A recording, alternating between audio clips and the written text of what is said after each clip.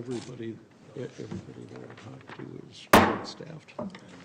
Good evening, everybody. I'd like to call to order the March 9th Chaska Planning Commission meeting. Liz, would you do the roll, please? Yes. Commissioner Lacey, Here. Urbanski, Yep. Olson, Here. Riley, Austin, Here. Gory, Here. Baswa, Yep. Brass, Here. and Chairperson Dalkey. Here as well. Thank you, Liz. Next is to adopt tonight's agenda. Has everybody had a chance to review? And if so, I'll take a motion. I'll make a motion to adopt. Thank you, Commissioner Olson. I'll second the motion. And second by Commissioner Brass. All those in favor? Aye. Opposed, same sign, motion carries. Next is the visitors' presentation. Is there anybody that has something they'd like to present that's not on the agenda tonight? All right, seeing nothing, we will move on. And next is to approve the minutes of last month's Planning Commission meeting. And did everyone have a chance to review the minutes? And if they all look good, I wasn't here, I read them, they look good. We'll take a motion. I'll make a motion to approve last month's meetings. Thank you, Commissioner Second. Lacy, and thank you, Commissioner Osson. All those in favor? Aye. Opposed, same sign, motion carries. Next is the consent agenda. And there is one item on the consent agenda tonight to recommend approval of the final site and building plan for the 212 Medical Center, Ridgeview Medical Center, PC number 2022-13. Is there any discussion before we approve that? Seeing none, I'll take a motion. Motion to approve? Commissioner Urbanski, I'll second. and second by Commissioner Brass. All those in favor? Aye. Opposed, same sign, motion carries. And that brings us to our action items tonight. First, item 7A, public hearing, or this is a public hearing to recommend approval of the preliminary site and building plan, preliminary plat, and rezoning of Chaska Creek Industrial Phase 3, Oppidan, PC number 2022-14. Liz, it's all yours. Thank you, Chairperson Dalkey and members of the Planning Commission. Just bear with me one moment here.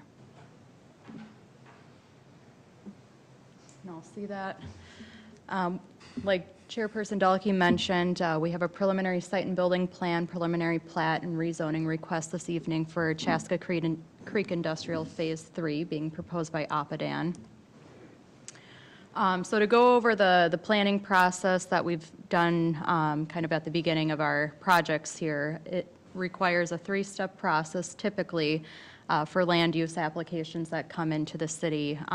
So the concept plan is the first step in the process, a very general overview of the project.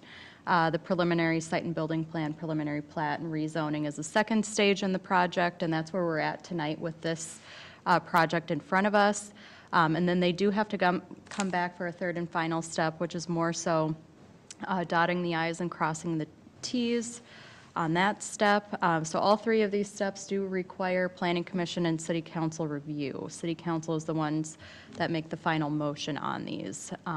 So if we need to refer back to that process, we certainly can. The subject site that we're looking at this evening is highlighted in blue on the above aerial exhibit. So the cross streets for this property, it's bounded on the north by Creek Road. You have Highway 212 to the east of this property. You have Wetzel Lane and single-family residential on the west side. And then you have the Chaska Creek Industrial Project just immediately north. So they did build 2 other buildings, or they're in the process of building 2 other buildings to the north that have gotten approvals in recent years, and that's off of Chaska Creek Boulevard mainly. So to give you a background of those approvals, it was back in October of 2013 that the concept plan came through for the site that was just immediately north of the subject site this evening. So that included 2 industrial parcels or sites known as Chaska Creek Industrial Phases 1 and 2. So like I mentioned, those are currently under construction. And it was in March of 2021 that the final site and building plan was approved for both of those industrial buildings. And those totaled 133,000 square feet and roughly 168,000 square feet. And then a couple months after that, in December of 2021, so not too long ago, the concept plan came forward for the Phase 3 of the Chaska Creek Industrial Project, so the one we're looking at this evening. So again, they're in the second step in the process, which involves a little bit more details. So some of the comments that were received out of the concept plan, I would say that the crux of them did have to do with screening to the adjacent residential to the southwest of this property. So what you'll see as a part of their submittal is a significant berm and screening mechanism being put in place on the southern portion of the site as it abuts those residential pieces. So we'll show some plans that show that in more detail. In terms of the comp plan and land use, the comp plan does guide this area to be business park. So the use that's being proposed is consistent with that. The current zoning on the property is rural residential and open, so they will be rezoning as a part of this request this evening for a district that's more appropriate.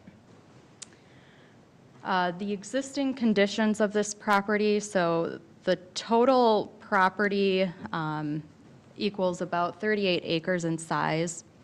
The project area that they're proposing will only take up 13 of those acres. So the area that they're really encompassing is primarily agricultural land, and some of the remnant area has also been used as such. Other portions of the property are encompassed by wooded areas and a ravine system that kind of bifurcates the site. But we're really only looking at kind of the northwest portion of this overall project site. And then there was one wetland delineated on the site that will remain intact, as the project will be outside of those boundaries.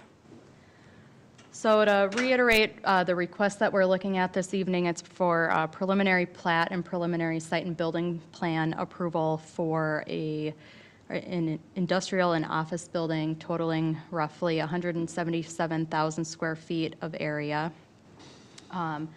Again, this will be a spec building, so they don't have any end users identified at this time. However, it won't be a distribution center. It will primarily be for users that are flexible in nature, specializing in mainly manufacturing, warehousing, science, and medical type uses.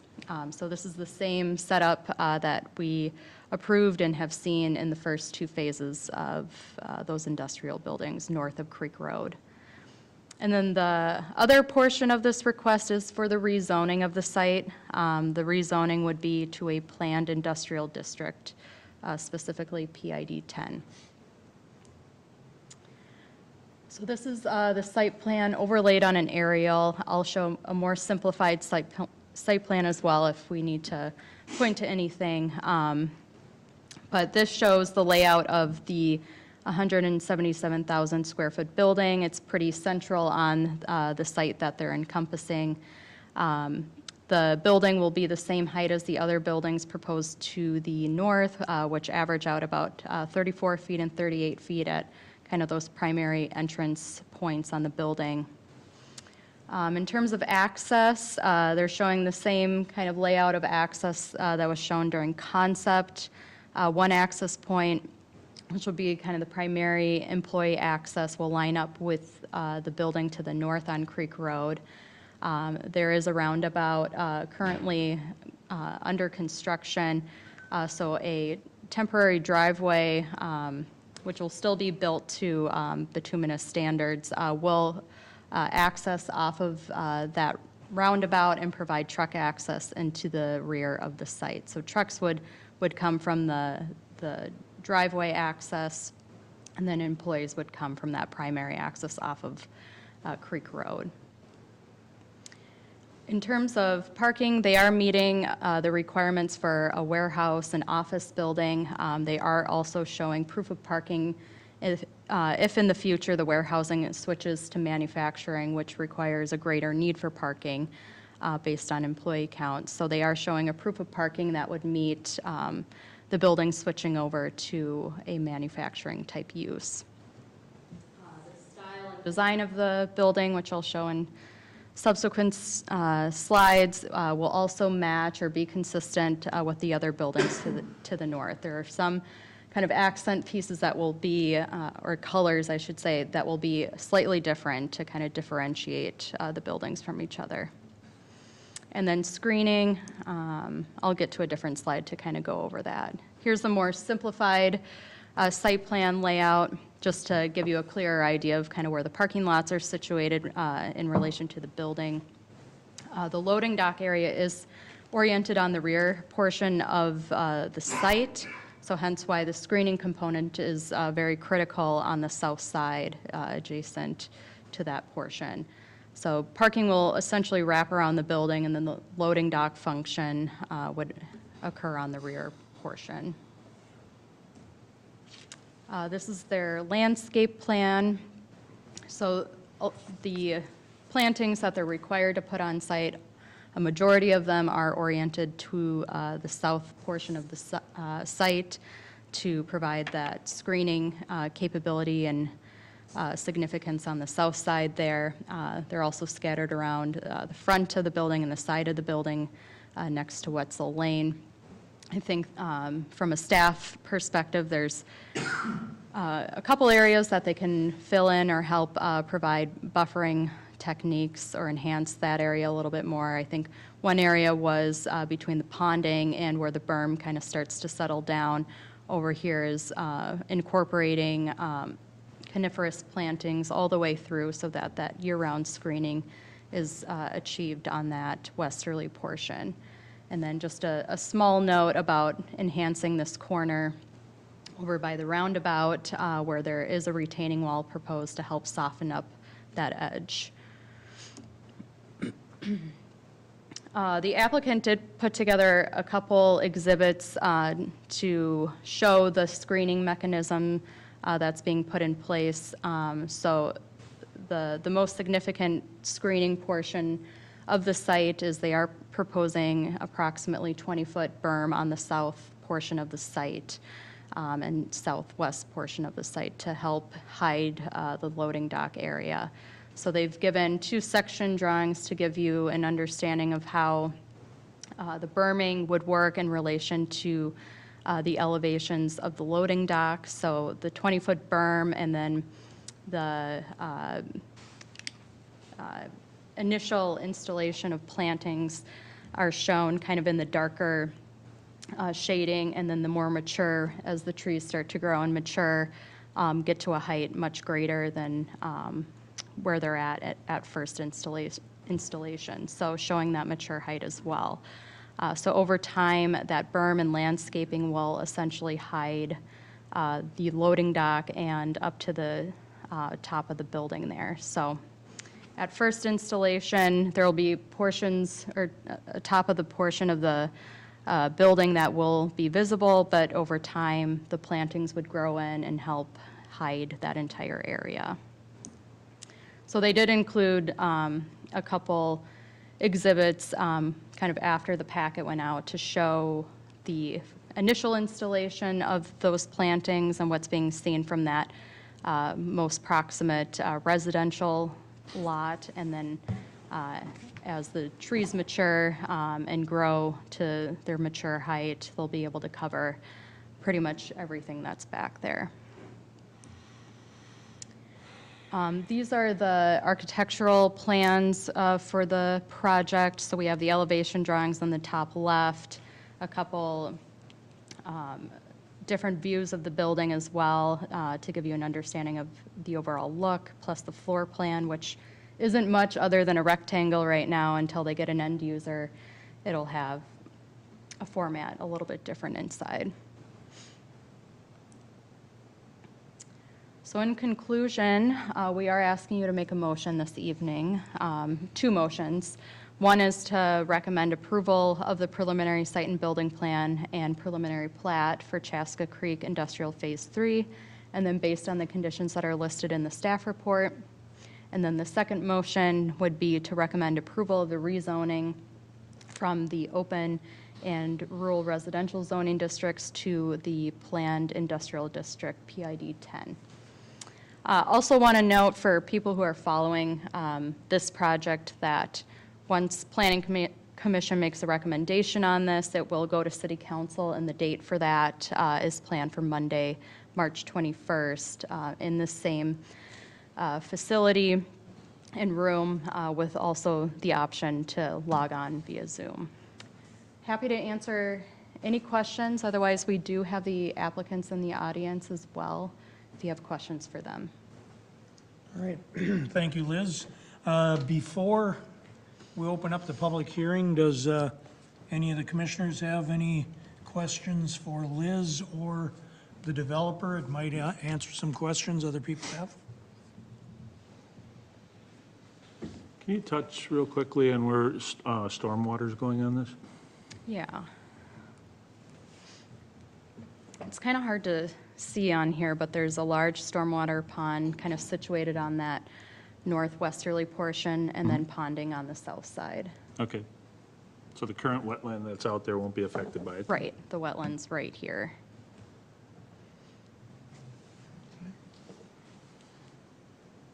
Anyone else? Liz, Go ahead.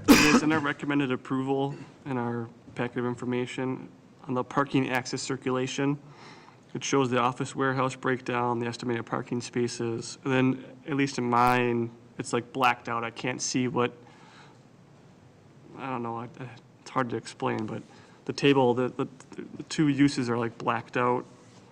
And then Is it that shows- on your It shows application? required, and it shows like 213 spaces, 214. Are you looking at the staff report? Yeah. Yeah, it's page, And I'm just curious, like what, yeah, page, looks like must be page 4. just curious what Oh. those uses are. Well, it's just the format of the table. There's nothing blacked out. So the portion that you want to take a look at is on the right-hand side. Right, which I see, the 213 spaces, 214 provided. Yep. Is that in the event of manufacturing? Is that what that's supposed to say? Nope, that's for how they're currently Oh, they're planning the currently, building. yep. And then below that, kind of in the body of the report there, or, Which We'll it talk shows the about the- extra for the 528. Correct. Okay, yep. got it.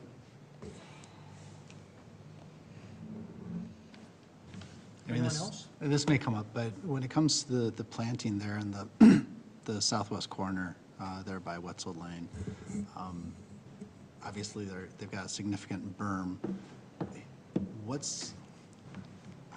I'm no horticulturalist, but what's the likelihood of success of those plants? Because it seems like they have a lot in the plan, and there's a significant hill or berm that's going there as well too. So, what's the likelihood of, those plantings taking and staying?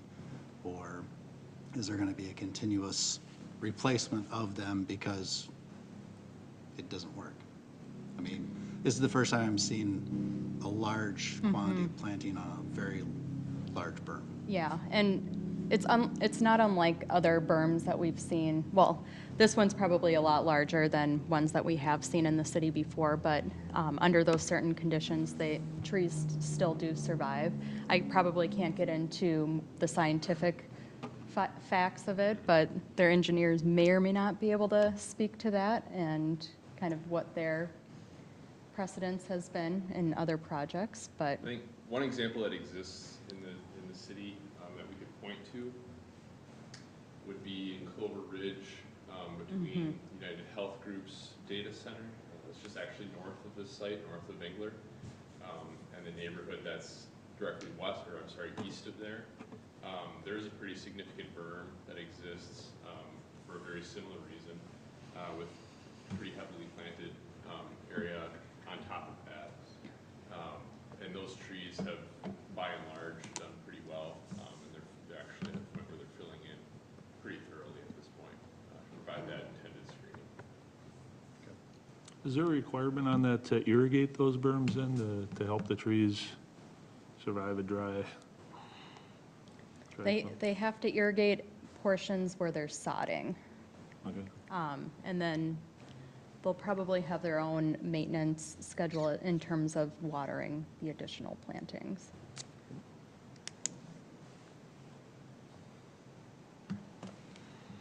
Okay. Should we open the public hearing? Everybody ready? All right. It's 7:20. We're going to open the public hearing to anyone who would like to speak, including the developer. Please come on up, give your name and your address before making your comments. And then I just remind everybody, like always, if the person that gets up there before you gives a comment you were going to make, it's okay to, not come up if you don't want to. So, go ahead, sir, come on up. Good evening, Mr. Chair and members of the Planning Commission. My name is Jay Moore with Oppidan Investment Company. We're the developer of this project. We, as Liz outlined, we currently have Phase 1 and 2. Phase 1's under construction. Phase 2 is expected to start in May. And so we tried to replicate the first two projects and kind of bring some continuity to this whole development and make it hopefully look like a planned industrial park, at least these three buildings. I know there's plans south of here eventually for additional product of this type, but we're not here to talk about that. But just we tried to at least model the first three to make it look like it was well planned and well thought out. And we've had great guidance from Liz and Nate and everyone at city staff. And so we took in consideration out of the concept plan. We had a neighborhood meeting. I know Bob's here to speak as the resident that's just to the west here. We're not trying to disrupt families and homes. We're trying to come up with a win-win product here. I want to speak just a little bit. I don't know, Liz, if you can pull up the site plan, but from Creek Road, the site currently goes up about 14 feet where that building is. So that's all going to be dug down. And the loading area is going to be down, I think, 15 feet. And so the building is actually not, we're trying to keep the height of the building into that grade as low as possible. And then with that 20-foot berm, we're raising it up even higher. And so with that planting and trying to screen and putting all those plantings in, which we will make sure that they're heavily watered or irrigated, because no one wants to come back and keep replacing trees and have dead trees. It just doesn't look good for the project. And so they're very expensive. I mean, this is the city code. There's a lot of plantings that we're going to put in there. And the goal is to try to shield it as best we can. And so other than that, I think Liz outlined what our project looks like, and I'm here for any questions if you have them. One question I have is on the plantings and, the condition of the berm and everything. Is it the tenant's responsibility or the building owner responsibility to maintain that area in case trees do need to be replaced, trimmed, whatever needs to be done? Yeah, I mean, typically there's a landscape warranty of 1 year from the time they're planted, and I think we have to keep an escrow within the city to make sure that they do survive, and if they don't, the city has the recourse to go in and, use the money that's in place to replant them if the building owner wouldn't. But, it's our goal to have a first-class facility and to have this looking as sharp as possible. Yeah, because there are residents pretty close by, so want it to look as good as possible. Yeah, that's the intent. Appreciate it. I do have a quick question. Although it's highly unlikely to land a 90% manufacturing user in this market, looking at the parking, which is why I was asking what the parking was in the paper, the 528, so the proof of parking is in the loading area. Yep. So how would you handle loading, trucks getting in and out, if everything's converted to parking? Again, I think it's highly unlikely. What, 16 or 17 right now doors behind this building as it sits today? I mean, that would be eliminated to 2 or 3, and then you'd park wherever you're not in the way. But the proof of plan, and we do have Samba Tech Engineering here that can talk No, I about that. don't think I but- need it further. I was just curious if, what your thought process was, just to kind of, Yeah, I mean, the Give it to site the is big commission. enough, the parking lot is big enough to handle that amount of cars and employees if the building was converted in the future to that type of use. Yeah, I think real quick, the most likely scenario would be something in between the two, so that we're parked out for a full manufacturing, but there would be some warehousing, so I you wouldn't need as many. completely stalls. agree. Again, I think it'd be pretty rare to land a manufacturer of this size, if the whole building, but in the event, just want to make sure that, thinking like, okay, so if that parking takes up the whole field, or how are we going to manage the loading? You know, 'cause you still got to get goods to manufacture. Yeah. And, Please introduce yourself Yeah, too. I and your apologize. address. Brady Busselman with Samba Tech, civil engineering consultant. Thank you. Thank you. and, you know, we kind of selected the lot line for this particular project, and we tried to keep it as small as possible. And as Liz described earlier, this is 13 acres out of a 38-acre parcel. And so we didn't make it 20 acres just so we could have extra parking in the future or disrupt the woods or anything like that, especially that wetland that sits there. We just wanted to keep it as natural as possible and let the animals and whatever else hangs out back there, just let nature do its course. And so for the primary user, office warehouse is kind of what you're shooting for? Trailer stalls? None. Okay. That's all I have. Anyone else? Bob, how you doing? Good. Good.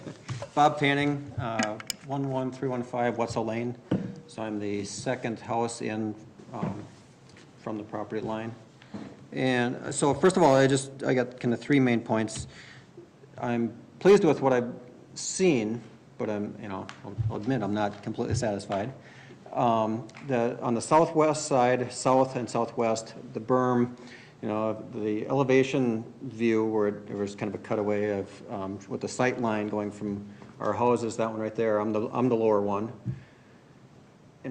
When the trees get to be mature, and if they're fully, no gaps in them, it'll be blocking most of the building, and that's great. It's just, until then, and if they're not all overlapping, if you lower that sight line right to the top of the berm, you're looking right at the truck. You're looking at the loading dock, you're looking at the truck sitting there from our front door, is what it's showing. And that's true. I mean, I look at it all the time, and I'm analyzing it. So my ask would be that to raise that berm,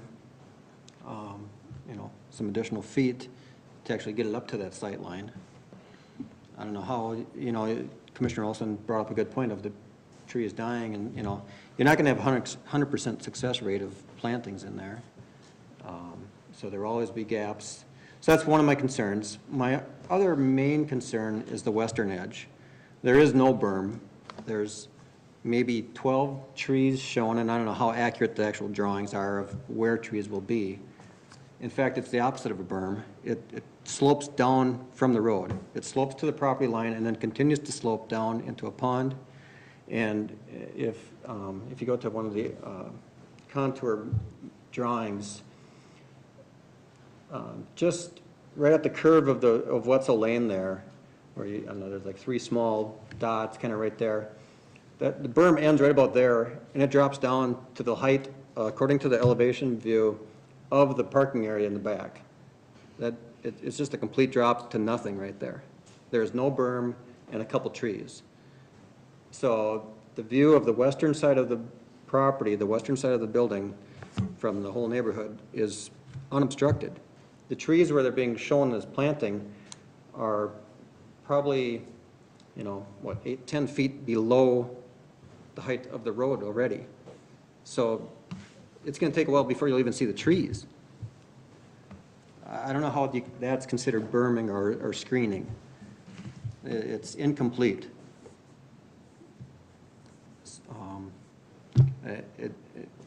They've left no room for a berm or anything, and like I said, it's dropping off to a lower grade and then planting trees on it. My third and final point is, even in this view, I'm just concerned, there's a sketch of something out on the west side of Wetzel Lane. What is being shown out in that field? Are you referring I to don't know. this? Whoever, yeah. Yeah, right there. I think, I'm not sure. I don't think it's supposed to be a part of the site plan. Honestly, I think it's actually a layer from the stormwater pond here that may have gone over there, but there's no Okay. plan to do I anything. kind of had that assumption, but I just want to verify Yeah. that now this isn't expanding beyond what was talked about. Okay, so, forget that one. So my main concern is the west edge and, if possible, improving the berming on the southwest side. Thank you. Thank you, Bob. Anyone else? Okay, we will close the public hearing at 7:31. Bring it back to the commission for further discussion.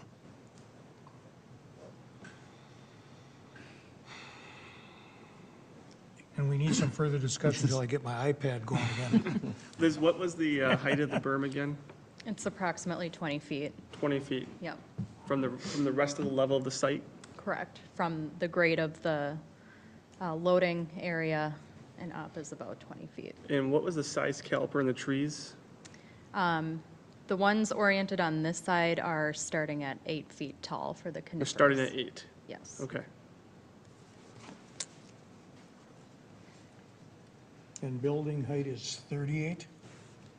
It'll be 30, I think 34, 37 on the backside. They're nodding their heads. So roughly 37 feet on the backside here. And can you pull up those sight lines again? Yep.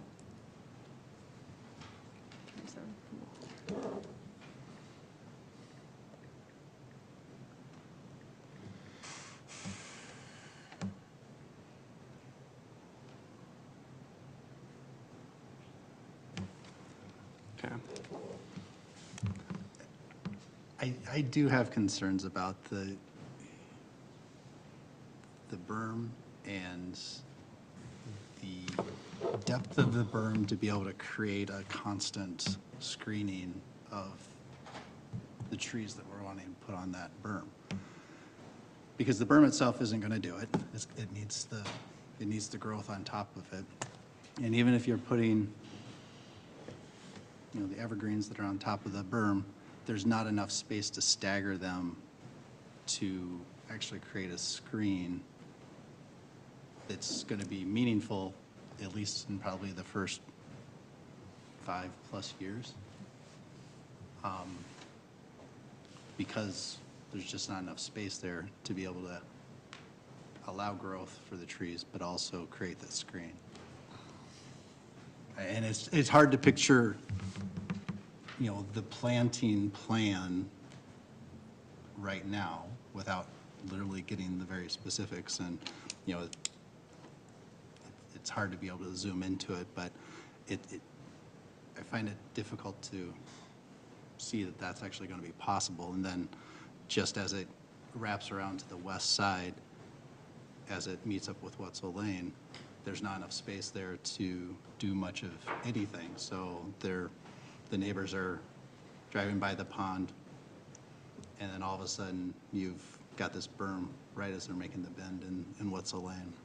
It doesn't seem like there's enough break between the building and Wetzel Lane to be, from my standpoint, it doesn't feel like there's enough there.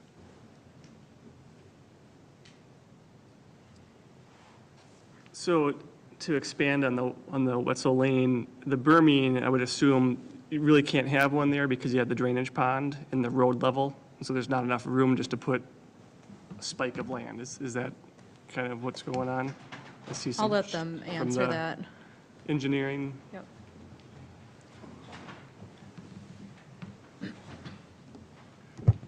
The short answer is yes, you're Yeah. correct. Yes. Right, because you're at grade, because you're at road level there. So unfortunately, at some point, can't cure everything. I see, so on that section, there does look like there's going to be trees, though. You're putting in coniferous trees there? correct, and there has been a comment to add more, which To we add will more. do. Are those going to be 8 foot as well? I believe so at install height, 6 to 8 feet. 6 to 8 feet, yeah.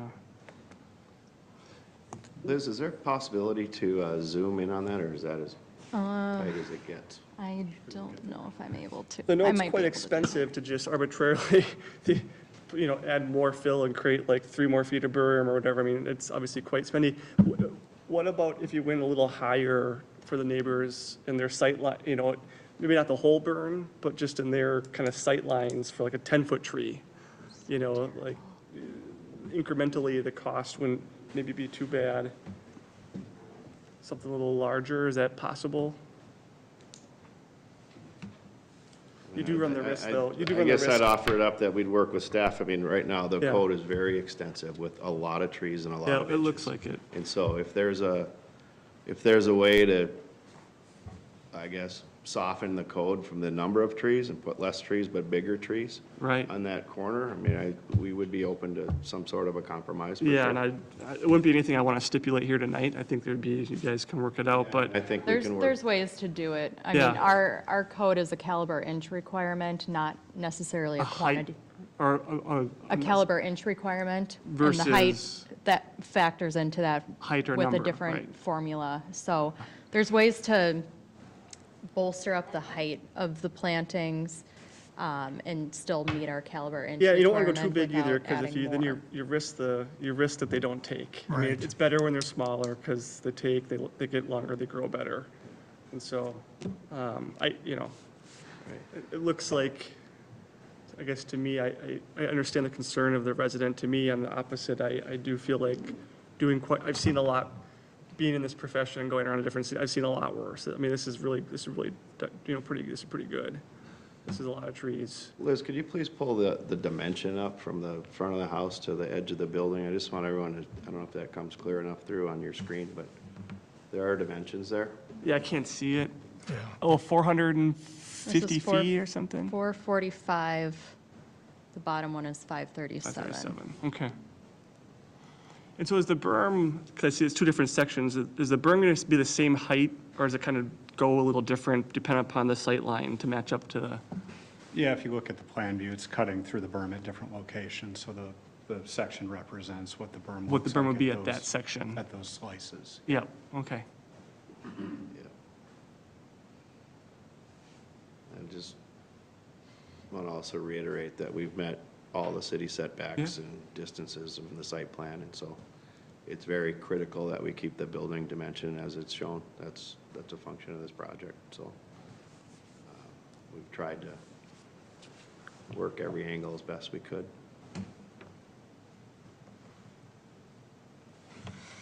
Okay. Okay. Any other questions, comments?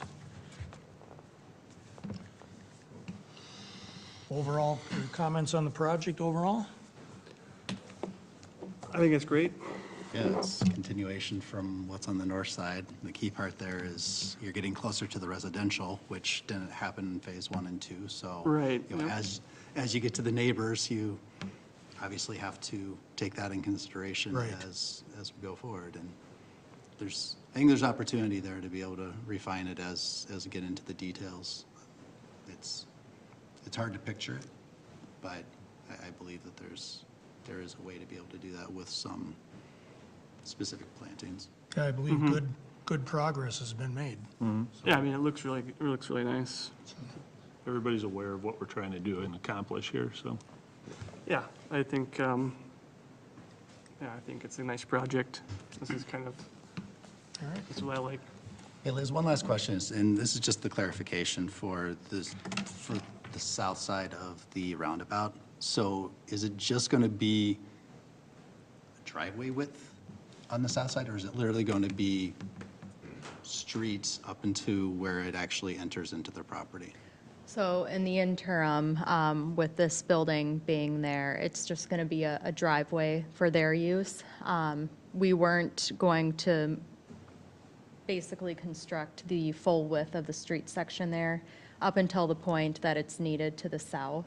So in the interim, they'll be using it as kind of a bituminous driveway access into the rear portion of their site.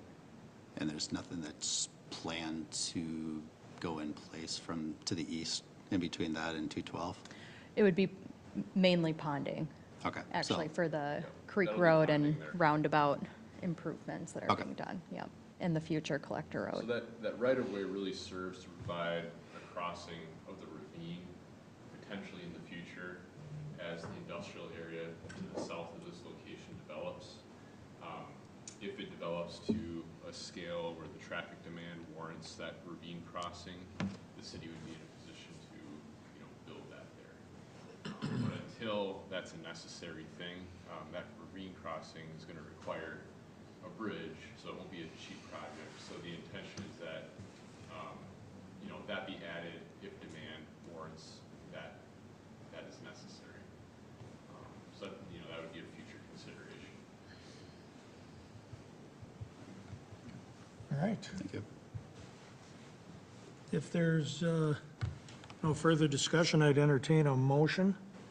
I'll make a motion to recommend the city council approval of the preliminary site and building plan, preliminary plat for Chaska Creek Industrial Phase 3, subject to the following 19 conditions.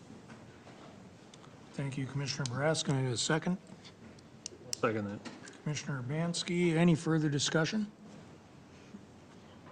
Hearing none, I'll take a vote. All those in favor? Aye. Aye. Opposed, same sign, motion carries. And then we need a motion for rezoning of the area from RR2 to PID 10. I'll make a motion for the rezoning for RR2 to PID 10. Thank you, Commissioner Brass. Second? Second. Thank you. Commissioner Hassan.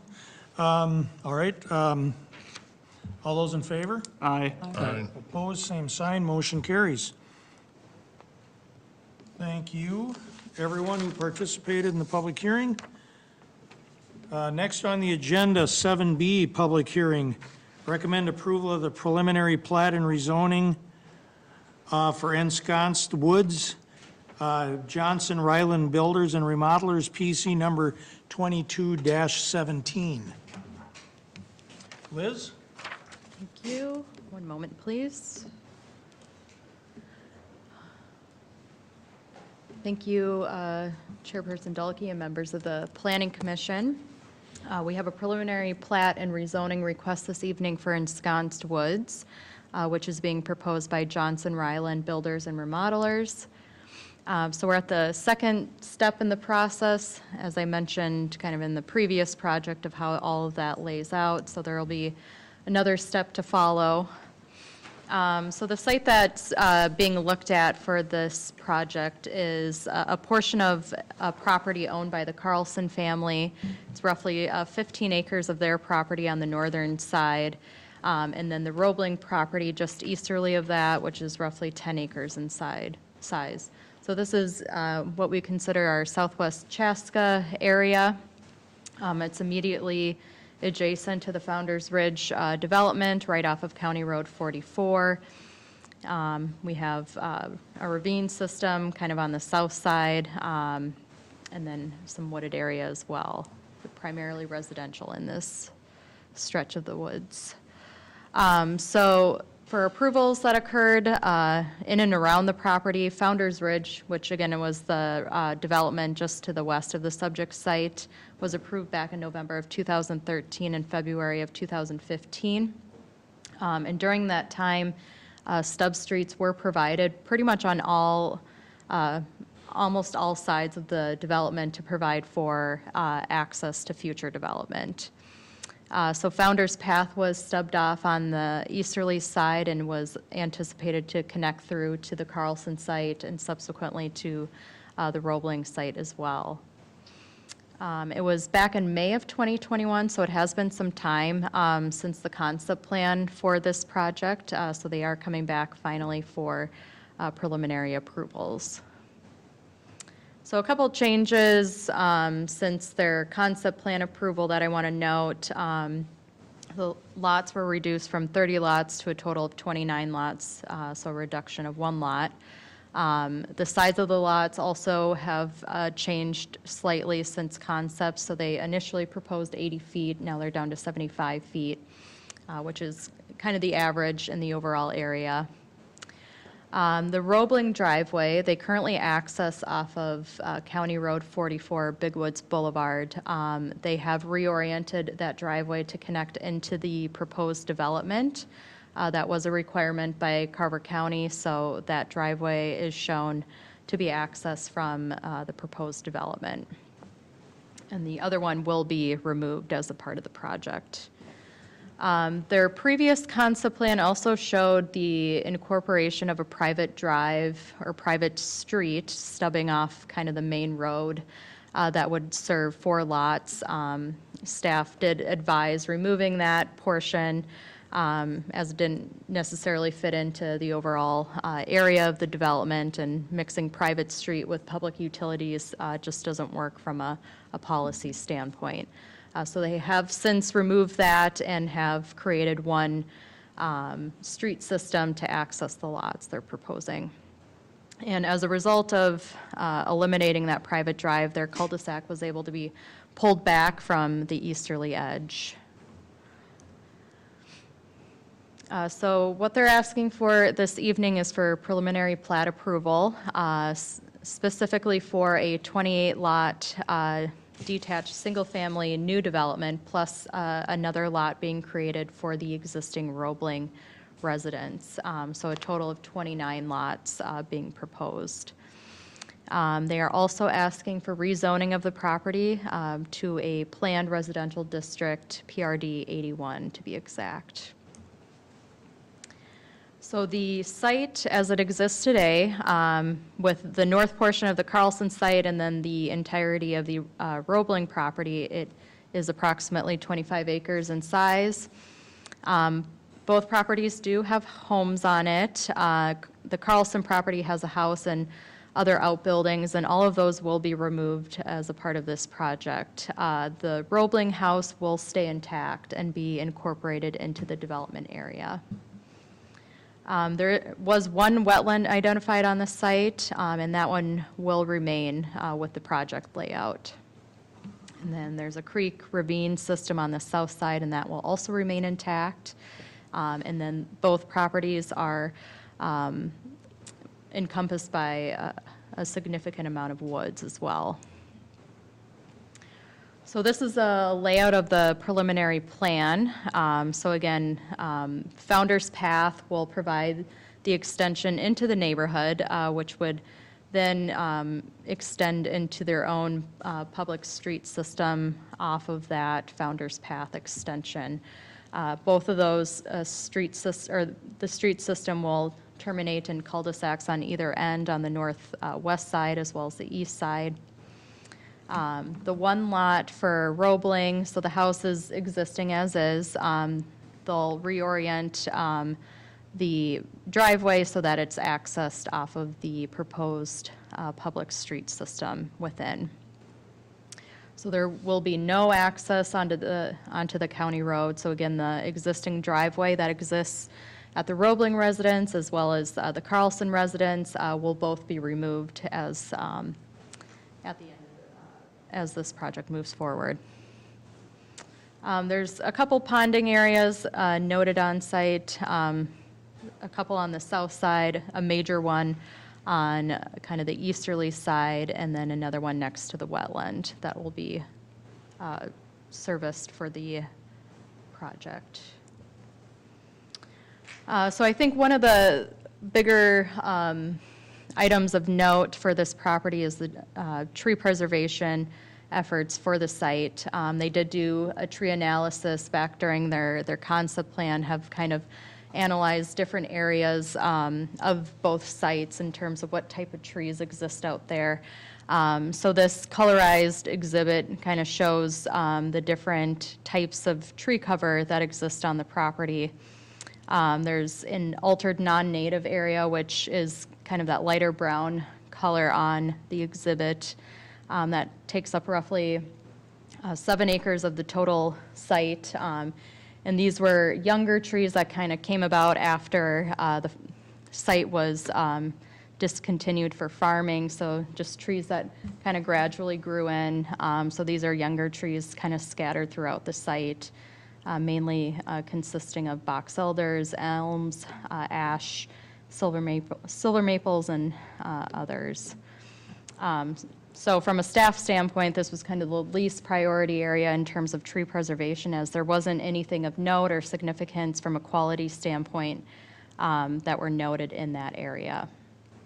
The other portions of the site, so the green areas, the darker green is kind of where their evergreens have been planted and grown up in those areas, and most of those will be preserved with this plan. So on the northwest portions, as well as around kind of that wetland area, the north sides will be a part of the plan, but the south side will not.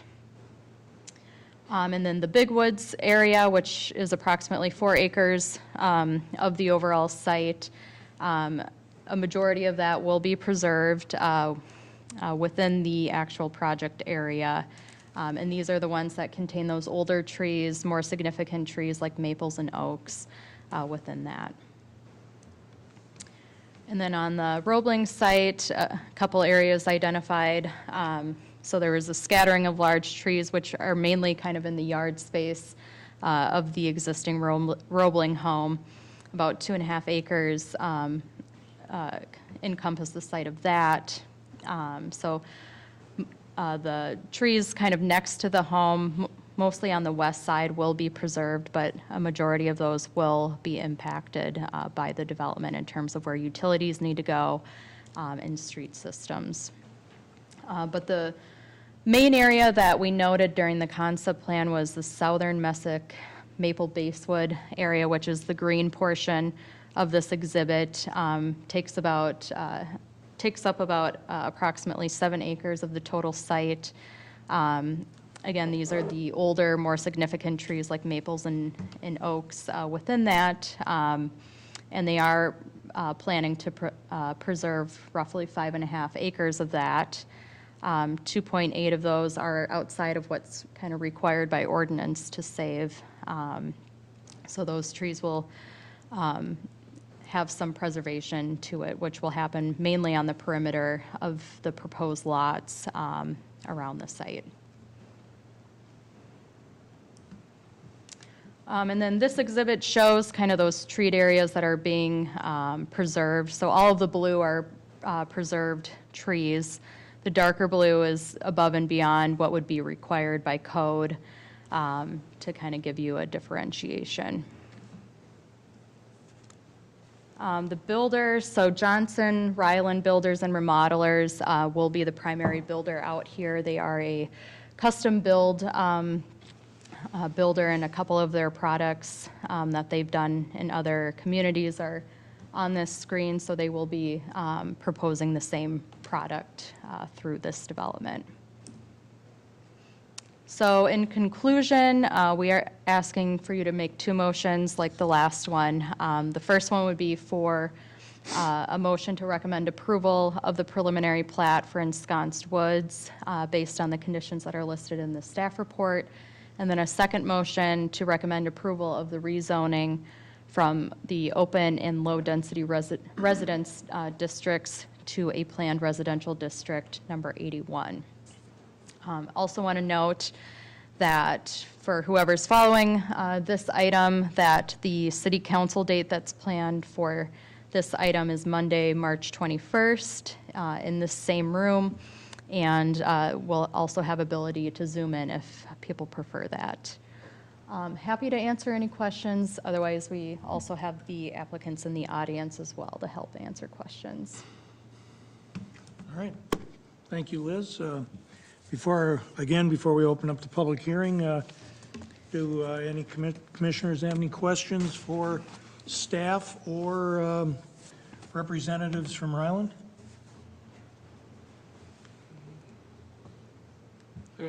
Go ahead, Todd. Quick question. So we've got significant outlots on this one. Who would be responsible for those after it's built out? The city would be for all of them. Yep. Okay. All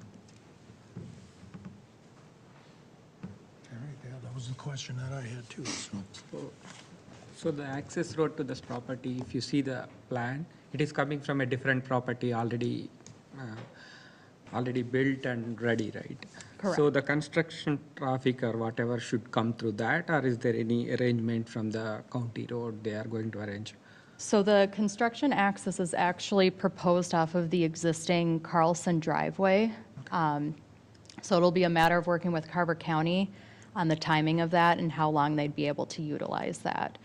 Because they may have restrictions on that in terms of how far or how long they can use that. But that's where the construction access is proposed at this time.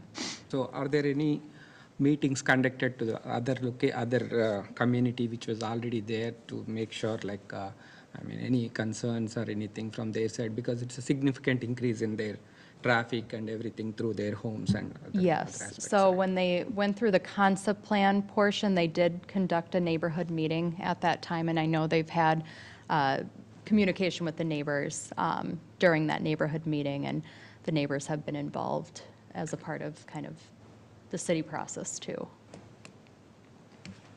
On the Roebling house that's staying, maybe I just missed it. Is there woods in between, like the houses that's tucked behind? It's kind of wooded, right? Is that? There's a couple of those scattering of trees. It's not like Yeah. the heavy wood cover on other portions of the property, but there are some yard trees here, but unfortunately with the utilities that need to come through, those will be removed. Yeah, I mean, it's just a personal, makes no difference. I suppose to me, it's a rather unique situation. Yeah, We're with gonna- keeping the house there. Yeah. Yeah, but that's up on the builder to sell those lots. It doesn't, it doesn't change my opinion. For me, the one thing that was missing is, they talk about the acres of trees and what's being saved and what's not being saved, but there's nothing on the counts. So do we know how many, I think there's 4 pages of trees listed, but can somebody give me a count of? Yeah, and Nick might be able to confirm the numbers, but it's roughly 2,200 trees that were inventoried on the site. And then, and he can confirm, and then roughly 1,300 of those are saved, and then a little under 900 are removed. And how many, and then I'll ask, how many of the 1,300 are part of the steep slope? So they would be protected as it was. So I just want to make sure that as we go through here, it's like, we're talking actual counts versus just general acres. In general, the plan is doing what it can to save the ones on the edge. And that makes the most sense. The question is, what else could be done to be able to pull it in a little bit more to save a little bit more? So that's the key part there. And there was change Yeah, already. between right, exactly. concept- So, and that's the part where. And most of the trees that are going to be eliminated is that post-agricultural. Yeah, the Scrubby. non-native areas kind of in the critical area of where the street system needs The to box go and the elders. utilities. So I would say that's the portion that's probably there's little to no being saved. So we wanted the priority areas with the big woods, the southern mesic trees, to have that priority in terms of preservation, since those have more quality to them. And those are the areas that they've kind of focused in on. Okay. All right, How far are we from a tot lot? Like, where is the nearest playground for children in this little neighborhood? Let's see. I should have been ready for that question, Yeah, right? that's kind of my thing, I guess. you need a place to go. Yeah, I think on this side, the nearest park that's going to be available to them is the proposed community park. Park, right? Yep. Otherwise, it would require crossing the county road. But there will be park space proposed as a part of So that. are they, is it a park dedication fee is what's going on here? Correct, yep. Okay.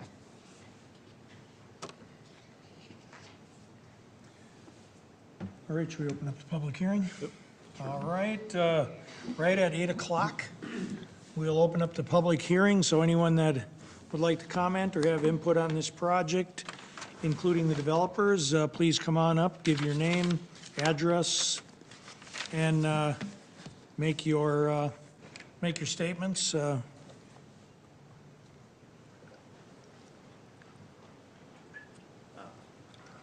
Planning Commission. My name is Paul Reiland, and I represent the company. My brothers Matt and Mike are here, and our engineer, Nick Polta, is here. I just wanted to thank you for guiding us through this process, the staff. It's a very challenging site, which was actually why we picked it, because it has a lot of interest to it for the end user. But we have had a significant delay since our May, and then we were planning on going in August. So we've been working through a lot of those challenges. I do want to speak to the tree preservation, and if you go back to the slide with the outlots, so what we've been spending most of our time with over the last few months, or rather our engineer, your water resource people, your engineer, is getting all the drainage to work. So when you look at, maybe you can hover over the certain areas, but outlot, yeah, that one there, the other one, that one, and then to the south, and then the expansion of those areas as well. So those, there could have been opportunities for more tree savings in those areas, but the need to treat water became a high priority for the city. So I just wanted to speak to that. So, and if there's any other questions. All right, thank you. Be available, there may be more. Go ahead, whoever's next. Hello. How you doing? Good. My name is Gary Ross. I live at 3863 Founder's Path, just right there on the corner as you come into the neighborhood.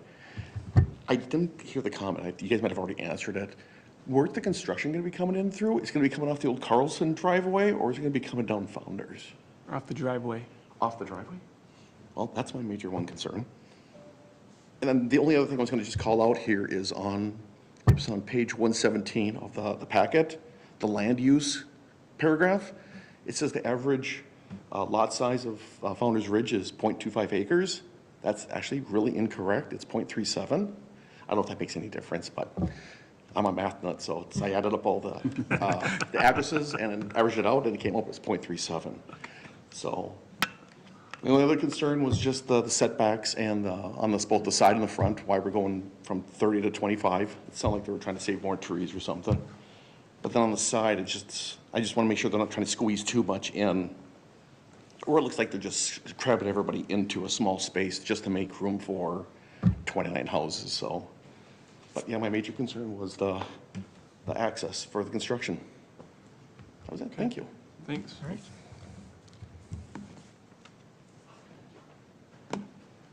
Anyone else? Okay, we will close the public hearing at 8:03. Bring the discussion back to the commission for further discussion and a motion. So is outlet B also going to be water retention? That's what it looks like. That one, yeah, it's for ponding. The one Yep. by the water? And so access is just right off the road there. Right. Are all those going to be wet ponds, or are they going to be more dry areas for overflow? I think they're gonna be a mix. Do you want to answer that, Nick? Depends if it I- rains. It's hard for me to bring in the expertise on that. My name's Nick Polta, I'm with Pioneer Engineering, and yes, it is correct. There are a mix of basins, some straight infiltration basins, some wet ponds with filtration benches, and then there's a couple of rain gardens in there, all kind of to treat water in different ways to meet both the city and the county's water resources requirements. I have to say that I like the look of this neighborhood. This is, a lot of times we get a lot of, we get some plans where it really looks crammed in there, and this does not look that way to me, based on, a lot of the projects we've seen, which I think is a positive. Challenging site, and, Yeah. and it's nice to be nestled there, kind of in the woods, so. Yeah, it's a very neat part of town, no doubt.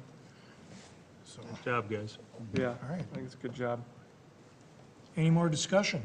We do have someone with their hand raised on Zoom. On YouTube? Well, I guess I Zoom? kind of forgot about Still doing the Zoom. Zoom. I believe it's Molly. And Hi, can you hear me? yes, Yes, we can. Please, give us your name and address, please. Yep, so my name is Jared Palma, and my address is 3860 Founders Path. So right there opposite the stop sign on the main entrance that comes into the development. So I guess I just have concerns about the amount of traffic adding 30 houses in, and then also the proposed 90 that are going further west where the sports complex was originally supposed to be. I guess I'm just slightly confused about the lack of separate entrance, I suppose, for the neighborhood. It just seems like it would create a fair bit of extra traffic going straight through the neighborhood, and it's a neighborhood with a lot of kids that are out and about a lot. So I guess if anyone can speak to the reasoning for not having a separate entrance off 44 or wherever it could be. yeah, so Carver County jurisdicts the road, County Road 44, Big Woods Boulevard. So they have already analyzed that from an access standpoint, and per their policies and regulations, there was never an access plan for this section of the road. So they have reviewed it and basically have provided comments to say or support no additional access on the county road. And to also clarify that other development, I think the color speaks about the other 90, there will be a separate access for that Correct. development. Yep, So two it's separate only, accesses. Yep. in reality, it's going to be this, Yeah, adding this on. housing development. Right. Will be the additional Was it traffic. Founder's Path, I believe? Yeah. Correct, yep. So, So if they're still on the line, just to kind of clarify that, it's out of our jurisdiction on the access on the county road. It goes to the county and MnDOT, correct? Just the county. Just the county? Yep. Okay. does that answer your question? Thank you. All right, Thanks. thank you. Thanks for joining. Okay, if we don't have any further discussion, I'll entertain a motion here. I'll make a motion to recommend the city council approve to of this Ensconced Woods preliminary plat for a 29 lot subdivision on 25 acres of land, subject to the following 16 conditions. I'll second. And second by Commissioner Lacey. Any further discussion? Hearing none, all those in favor? Aye. Opposed, same sign, motion carries. Next, we will need a motion to approve the rezoning for Ensconced Woods from low-density residential and open to planned residential district number 81, PRD 81.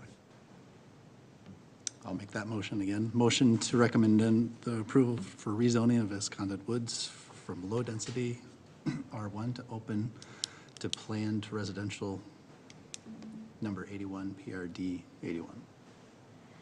Thank you. I'll second that motion. And thank you, Commissioner Brass. All those in favor? Aye. Opposed, same sign. Motion carries. Thank you, everyone. Thank you guys for your input, and thank you, everyone who participated in the public hearing. All right, next on our agenda, we have another public hearing to recommend the approval of the preliminary plat and rezoning for Rivertown Heights, DR Horton, PC number 22-16. Liz, you are up again. Thank you, Chairperson Dalkey and members of the Planning Commission.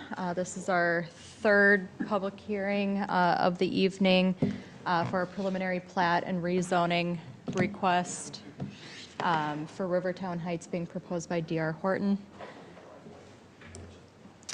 So they're at the second step in the process. They have 3 steps to get through. The site is highlighted on this aerial exhibit, so it's kind of a very skewed geometry in terms of the layout of the site, but this is very much skewed by where the community park is going and future Collector Road. So it basically kind of bounds a lot of the portions of that community park space, and hence why it's kind of a weird shape in general. So to give you some orientation, Founder's Ridge is basically on the north and easterly sides of this site. The other site we were looking at was just to the east of Founder's Ridge. This will be just to the west and south, and we'll have direct access onto Big Woods Boulevard or County Road 44. So as I mentioned before, Founder's Ridge was approved a couple of years ago, and during that time, stub streets were provided at the ends of the development, so Founder's Path on the west side, so this is the westerly extension of that, and then Carver Path on the south side. So each of those were anticipated to be extended to provide access to future development. 2017 was when the city executed a purchase agreement for the future Collector Road south of County Road 44. They got the right-of-way for that, so approximately 6 acres in size. Also secured the acreage for the future community park, approximately 52 acres. Community park and ball fields with lights are planned there. And then the elementary school was also sanctioned out of that overall space of approximately 6 acres in area. And then it was November of 2021, so a couple months ago, that Rivertown Heights did come in for their concept plan approval with the city. So to give you kind of that layout of the community park, elementary school area, it's noted in this exhibit. So the community park noted in kind of that darker green is roughly 52 acres in size. The school site is just nestled on kind of the southwest portion of the park for about 6 acres. And then right-of-way was also planned to the extent of the school site for the extension of Savannah Way to the south. So to highlight some of the changes that have occurred since their concept plan approval, they did reduce the amount of lots from 91 lots to 90 lots for the total lot count for the development. They did do a couple layout changes, primarily with the elimination of one of their cul-de-sacs, which was on the northeast portion of their site. They have eliminated that, so that subsequently kind of brings the lots back from the county road. Drainage was also a concern that was brought up from the existing Founder's Ridge neighbors that directly abut the edges of where this proposed development is. The developer has met with those neighbors to kind of go over those concerns, and they believe that the grading plan that they're producing will lessen the drainage problems that the existing properties are experiencing. The developer does plan to continue communication with those neighbors before grading were to occur so that they can ensure that those issues are mitigated as much as possible. They've also listened to the concerns of the residents by providing some buffer trees along that westerly edge that abuts the existing Founder's Ridge lots. So that has been included in their landscape plan. And then another piece of this, it does, so I didn't mention that in the aerial exhibit, but on the southeasterly portion, the southern portion of the Carlson site abuts this site.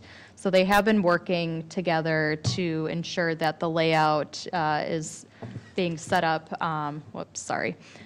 so that the layout is being set up for the Carlson site to develop in the future to kind of align with each of their goals of what they're planning to do out there. So they have provided more of a refined kind of layout for those stub streets adjacent to the Carlson property. So the request this evening is for preliminary plat approval for an 89-lot detached single-family plus one lot, which would encompass the existing Holosic residence, so a total of 90 lots are being proposed.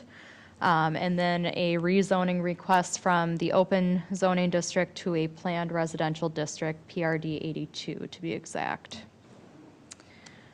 So this is the existing conditions of the property. So it's approximately 40 acres in size. There are a couple outbuildings with the existing residents on the Holosic parcel, and those will be removed as a part of this project. The house at 3985 Big Woods Boulevard, which is that residence, will remain and will be incorporated into the overall development.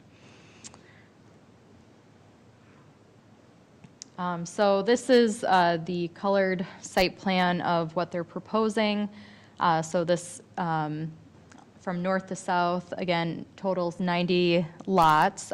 These will average out at 65 feet wide in size, which is pretty typical of D.R. Horton's product.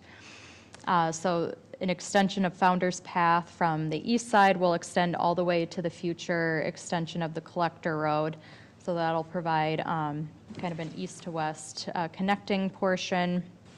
Carver Path on the south side of Founder's Ridge will also be extended just a short distance to connect into kind of the main thoroughfare of the development. Percheron Boulevard will essentially be extended across County Road 44 Big Woods Boulevard and provide that main north to south connector through the development, and will stub off at the southerly portion of the development, and that will ultimately continue through the Llano site and connect into Edge Hill Road just south of these sites.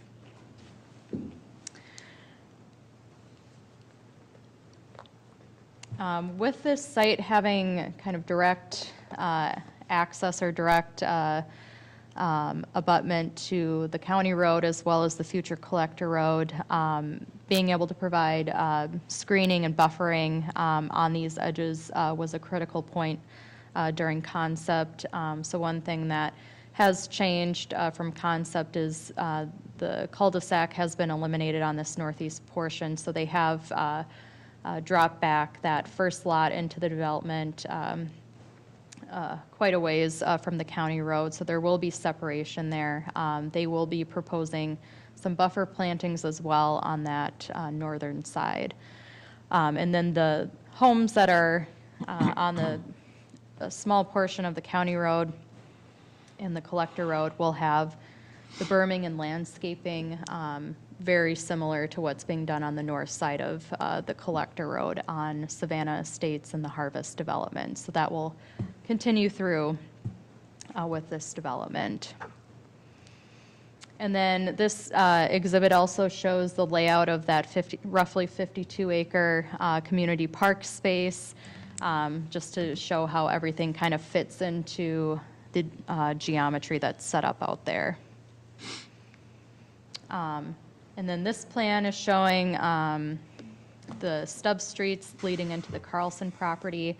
So with kind of the topography that's happening on the easterly side here, really the only option for development on the southern portion of the Carlson site has to connect into the Rivertown Heights project. There's really not a punch-through capability for a street through their site. So from a topographical standpoint, this is the logical way to connect both properties. The Carlsons will have to come through with their own set of plans and go through the same process in order to develop their site, but they are working or coordinating in terms of a layout standpoint to make sure that the street stubs are kind of matching up with a logical layout of lots out there. There's a couple different ponding areas shown on the site, and all of which are on the actual site of this development before there was some off-site drainage or ponding. So all of that has been consolidated onto the Rivertown Heights property. One of the main ones is on the south side, kind of a seamless, almost a seamless connection with the Founder's Ridge ponding. So those ponding areas will be directly adjacent to each other. And additional ponding will be done kind of on that northeasterly portion as well. There's a couple areas on the site that are treed or wooded. We did have a chance to walk the site and determine where those wooded steep slope edges are and where the other trees are. The wooded steep slope area and subsequent trees around it will be preserved on that southeasterly portion. There's another outlot as well that will provide some tree preservation on the site. Just to make note that the developer does plan to develop this development in phases, 2 phases. So they'll kind of break up the north and south portions of the development to move forward with. So phase 1 would be the northerly area directly off of the county road. And then phase 2 would be everything south of Founder's Path and south of Carver Path. So again, you'll see those as probably separate final plats as they become ready. And just wanted to zoom into the Carlson layout. Again, they show a ghost plat of kind of how lots could fit out there with some of the topographical elements that we've evaluated in the field. The size of these lots and kind of what they end up doing with them may change in the future, but from a road layout standpoint, it's pretty much in line with what's being shown on this plan. And then just wanted to show a couple of the housing products, which are the same products that have been proposed in other D.R. Horton developments. They will provide that here, and it will provide a bit of a seamless connection with the Founder's Ridge neighborhood. So in conclusion, we are asking you to make 2 motions this evening for this project. One, to recommend approval of the preliminary plat for Rivertown Heights, and then based on the conditions that are listed in the staff report. And then another motion to recommend approval of the rezoning from the open zoning district to PRD 82. And then just also want to note that this property, or this project, will also be viewed at the March 21st city council date, either in person in this room or via Zoom. Happy to answer any questions. Otherwise, we have the developers in the audience as well. All right, thank you very much, Liz. Commission comments, input, questions?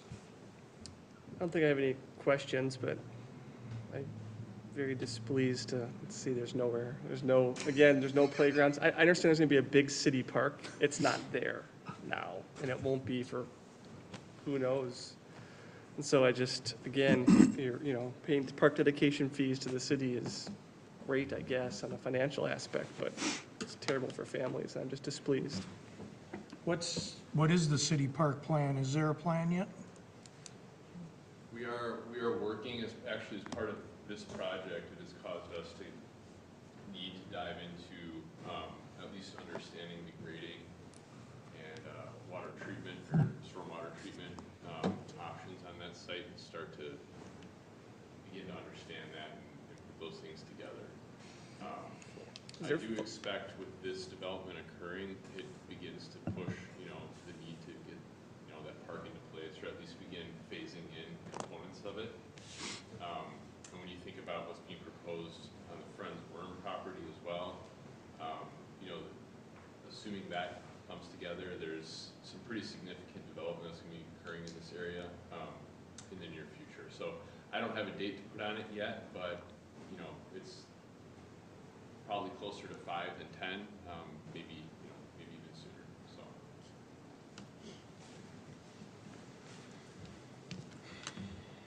Hey, Liz, maybe you can comment on sidewalks, in particular with the Laurel Court, the one that's down in the southern section.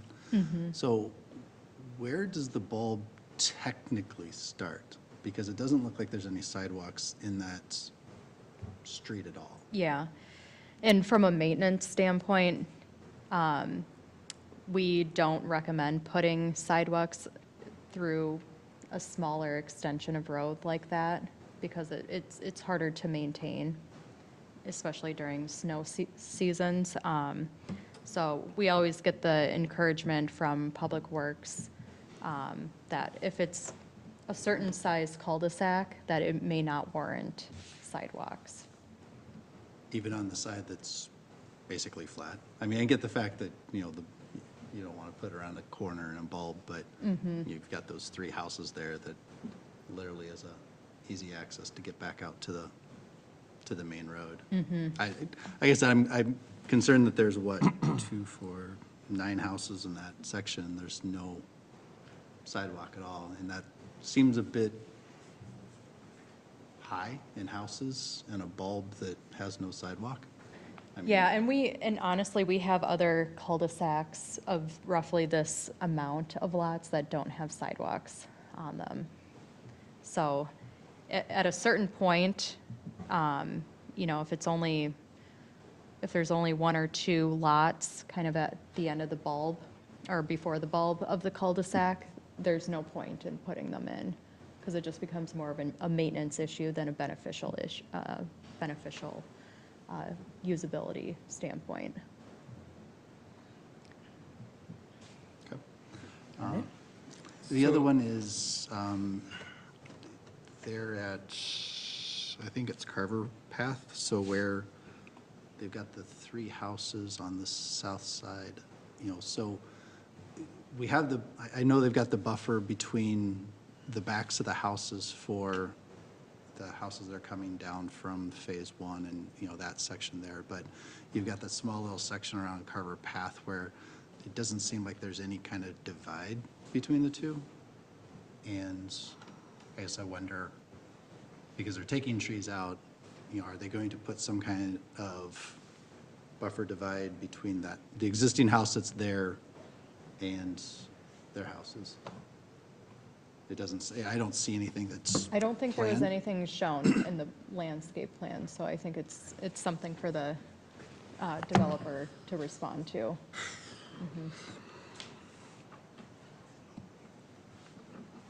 That's all I have.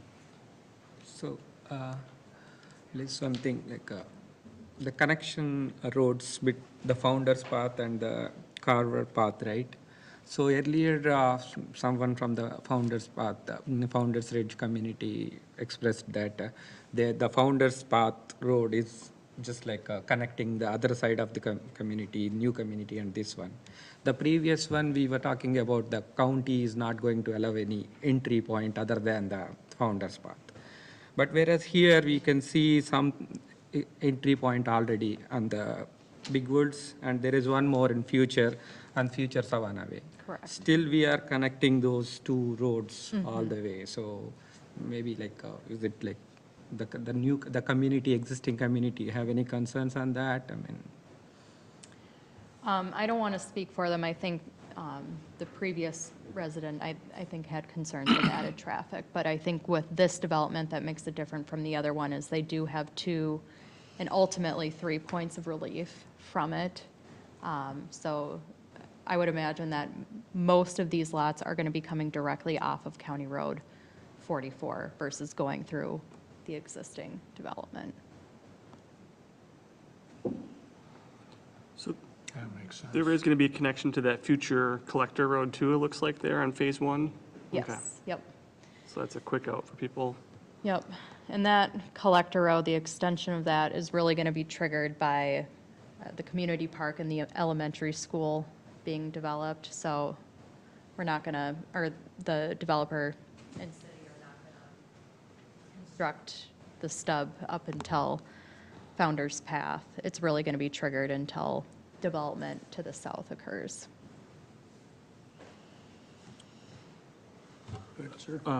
Two things. And the first one might be more for the park board, but where that southern pond is going to be there, where the back-to-back ponds are, the one in Founder's Ridge right now, would it be possible to recommend a path from that cul-de-sac in Founder's Ridge through to where the new road's coming in that's adjacent to the city park there? So if I'm hearing you correct, you're wondering if there's a path connection? If there could be, yeah. It's very challenging back there from a topographical standpoint. Okay. It's basically a creek bed. It is, okay. Yes. All right. So I think trying to get a pedestrian crossing there is going to be very unlikely. Just trying to get the kids over to the park and the school a little bit easier. I like that. Yep. And then with that, and I'm not an engineer by any means, but putting two back-to-back ponds there, could you join the two right away? Would it be more cost-effective for the city in the future as we look at maintenance for those then? I think that was explored. I don't know what came about from that. Okay. But I think there's a reason as to why they're not connected. Are there any entries to that proposed new park, the big city park, from these communities? Like the big city park, we have the south of, the next to that one. So from these two communities, are there any road or any, trail connection or anything to do to the future park? So, as we just began to very preliminary look at how that park will lay out, vehicle access, we're anticipating to really try and concentrate that off of the collector road that will go through here. So that would be on the west side of the park. But we are looking at, there's opportunities to create some paths and things that would connect for pedestrian access, from Founder's Ridge and from the neighborhood that's being proposed tonight, to be able to promote that, pedestrian access into the park in those locations. Yeah, because most of these communities doesn't have any children's park or anything. So if they have to come all the way to the big goods and then the collector road comes all the way to the park, is like quite a big walk, or maybe like a lot of It'll be important things, for people to have that ability to walk, across the park. Yeah. Walk to the park from these neighborhoods. With the school being placed in the south western portion of the park, it's pretty reasonable to expect there's going to be kids that are going to want to walk across the park to get to school, and we want to be encouraging that too. So that will definitely be a part of that design process, making sure that we've got those pathways for folks.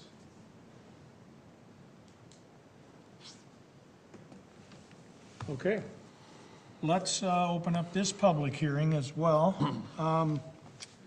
8:33, we'll open the public hearing, so anyone who wants to speak, including developers, please come up and give your name and address and your comments or questions.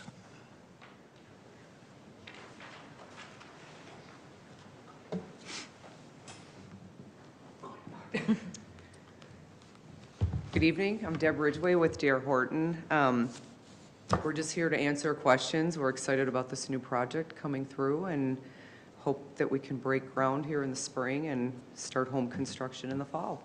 So, here to answer any questions. I got a Thank you. quick question. Oh, yes. So, right at phase one, where I think phase one cuts off and phase two is gonna start, kind of that four-way intersection. Yep. Is there gonna be a stop sign there? I 'Cause, do like- not believe, well, there probably will be one way, yes. My concern is the length of that road. I just know how people drive, even in my neighborhood, it's all one long chute, and in most neighborhoods you have this and that, and you kind of have to slow down and take a turn. I can see people going 50, down that main road. I can see it happening, and people like turn off the county road, and they just keep picking up speed as they keep flying down, you know? I mean, it's just, it's unsettling. It becomes rather unpleasant when you see people driving that fast. Yep. With children, so I was Especially looking around at the this park. thinking, what was that? Especially around the park, like. Yeah, around the park too, right? I'm just thinking, God, it'd be great for some sort of speed mitigation, and obviously you don't want to, I mean, speed bumps are somewhat unsightly, and we don't really do that, but like, that would be a good spot for a stop sign, maybe? I mean, I don't know, it's something I can see a lot of fast-moving cars and concerned parents. After you move in, you realize, holy cow, they're driving fast down here. So I just jumped in. Yep, as we bring forward our final plans, we'll work with staff on, and the engineer, and what they recommend for that Yeah. intersection. Okay. Yeah, Nate and Liz, I think you should definitely look at that. Yeah, no, that's a Way good to comment. Hey Deb, has there been any concept or conversation with the house there at Carver Path? You know, as they back up to, you know, the three houses there, they're kind of saying they're by the pond. I'm not sure, which ones are you talking about? So Carver Path, so the ones by the pond in the middle, so. Yep. Kind of where where The is that? cul-de-sac? Yeah, so their cul-de-sac where they back up to, To the existing home and then the future ponding area? Block 6, 1, 2, 3, is that what you're yeah, saying? yeah. So has there been conversation with that homeowner and/or those that are in the cul-de-sac, you know, for screening to your development? No, Because- we have not had any one-on-one conversations with them. We have one neighborhood contact who is kind of the point person for the neighborhood, and so we'll certainly reach out when we meet back out with them again, but no, we have not. Because it looks like there's room to be able to do something there, it's just, Yep. there was no. And we nothing can in the look plan. at providing some additional trees or screening in that area as well. Now, is that, because it looks like the lot doesn't go all the way to the edge of the development, so there's, Correct, and I believe that's for access to that side of the pond, if I'm not mistaken, maybe our engineers well, they have the can- street access to the whole, I mean, I guess I would understand why that is there, because if it's there for access, who's going to maintain it? But if it's, you know, the homeowners, you know, just kind of clarification for that strip of land, because if nobody has ownership, nobody's going to take care of it. Sure. And I've seen what happens to that little strip of land, so let's make sure that that's identified. I think there's another little piece too, that looks more wooded though, right across from where you're talking about, there's a little notch out that's unused. Right, It looks like trees though, so that's probably, right. Yep, and But that's yeah, part of the slopes and the tree preservation area. but for the- between, on block 6, lot 1. Yep. And the other existing house and Founders, yeah, there's that little sliver, so that could be really weeded or like. Right. No one's gonna cut it or do anything. Yeah. Yep, and we can work through that with staff when we final plat. If it makes more sense to plat it right to that edge, we certainly can do that. Okay. And did I miss it? Did you cover screening between Carver Path and Yes. houses that are gonna face right behind? I mean, they're all gonna just look at each Yes. other? Yep, so we did provide some additional trees back there. And we did share this plan with the neighborhood group prior to this meeting tonight. So they discussed the drainage issue, so are you having to put some kind of tile back there? You mentioned that your grading plan was going to take care of it. Is that just the natural grading, or is that actually putting in? So we do have a storm sewer line that is currently proposed for back there, but we're continue to work on the final grading plan and what that ultimate design will be. But yes, we believe that right now, all of the farmland is kind of going that way. So by putting streets in and grading these specific lots, that will help prevent the current drainage that's going that way now in back of those homes.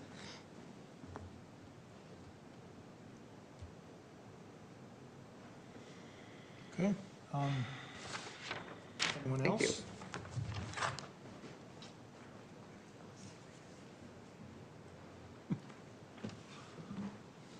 Hello again. you give me my name and Yes, address again? please. Yes, please. Okay, Gary Ross, 3863 Founder's Path. Had 5 questions for you. Was Shenandoah going to be extended at all to kind of hook up with Founder's Path to kind of help give a third option to get out of the neighborhood since the number of houses in this area is going to double? Because the other two are uncontrolled in the sense that it's just a stop sign, try to cut across traffic to get over to 212. With a roundabout, at least the traffic would flow better. So my question is, can Shenandoah be extended down to Founder's Path only? But you know, part of that collective site. I'm not following where that street is. Me neither. So, on the Where the far west edge cul-de-sac of the is. property, Oh, here not Percheron, yeah, Shenandoah. or Savannah? Founders, not all the way down, just down to Founder's Path, thereby giving us and the neighbor, the new owners, access to a roundabout for traffic flow, thereby trying to alleviate basically twice the houses to get out of the neighborhood with only 2 accesses to Big Woods Boulevard. Does that make sense? Isn't there going to be an access there on this? There will be. I think your question is the timing of it.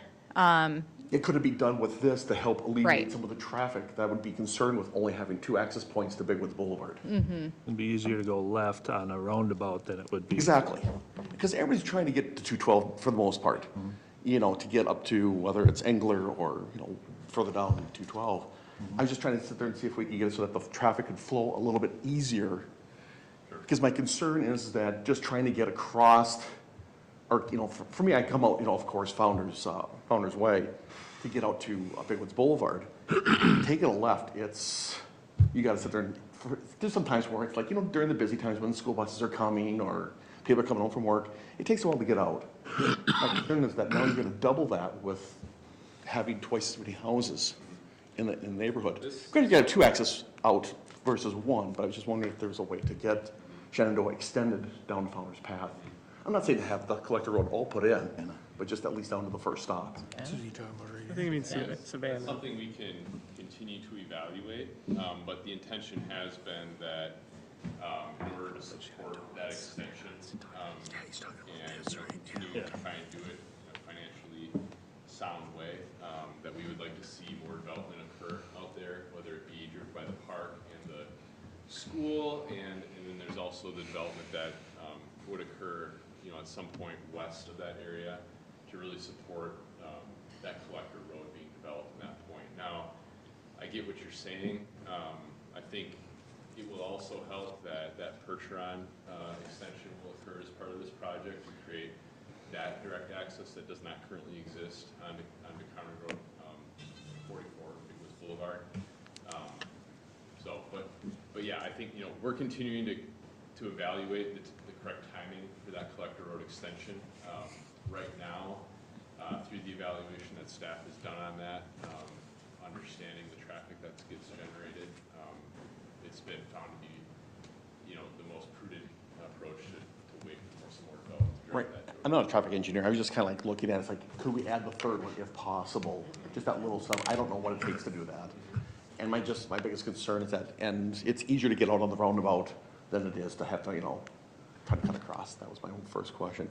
Second one was about the 2 ponds. Connect them together. The one pond that we actually have in the Founder's Ridge neighborhood, I don't know who actually owns it or whatever, but I know we use that for the irrigation for the boulevards in the neighborhood. There's actually a pump in there that we actually use the water out of that pond to then go back in and keep the boulevards watered. I don't know if that connecting them makes that a problem. I have no idea. Just one of those. Boulevard grass area on Yeah, the so sidewalk? basically anything from the sidewalk to the street in Founder's Ridge neighborhood, there's irrigation in there that the builder put in phase 1, and the pump lives in that pond to sit there and basically pull the water out to feed the sprinkling system. So wait a minute, you're telling me that you have in-ground irrigation in your boulevard for your whole neighborhood? Only for phase 1, they never did it for phase 2 or phase 3. Fascinating. Yep. So I didn't know if you guys knew that, just call it out, hey, there is a pump in I there. don't even know if I've ever heard of that before. Yep, so if you actually, I can't remember the house numbers, I do apologize, but on Founder's Way, you actually can see there's like an extra special like power box between a couple houses. That is the power for the pump, like that lives in that pond. Okay. So just a food for thought. What was your third? The third one was, when you guys were talking about it, Founders to Percheron. Yeah, could that be a four-way stop? Because we have problems right now with people driving very fast up Founders Path today, going from, Yeah. what's on the east side, racing up to what's a kind of a cul-de-sac or a stub road. Right. If we could, it'd be nice. It's just a request. Yeah, I think I addressed that earlier. Yeah. Yep. Yep, okay, what was 4? Yeah. What was the fourth one? You said it 5. I did say five. Which one was Said it? 5. I know what the fifth one is. It's kind of an embarrassing one, but the you the come up fifth one, one I'll go to short, that that's one. okay. Is there a walkway to get down to Schramm's Brewery at all by any chance? I've kind of fallen in love with that place. Talk to Aaron, maybe you and him can finance that.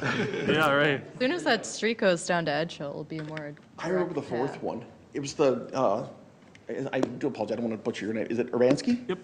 Was talking about extending the Dakota courtyard, that cul-de-sac into the new development in phase 2. But you brought up a good point. I didn't think about it.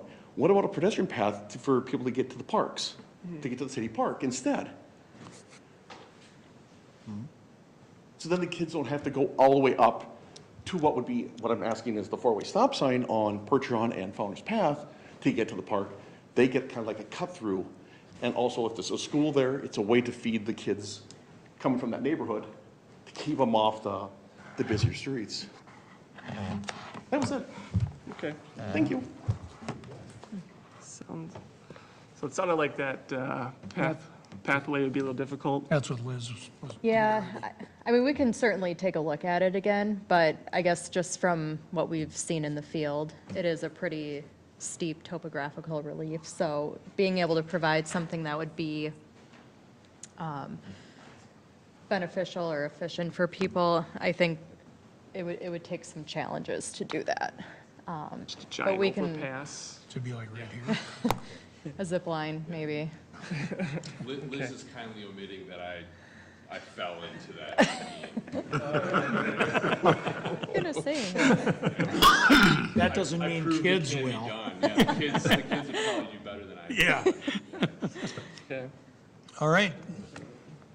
Anyone else? Okay, I'm going to close the public hearing at 8:47 and bring it back to the commission for any more discussion before we entertain a motion.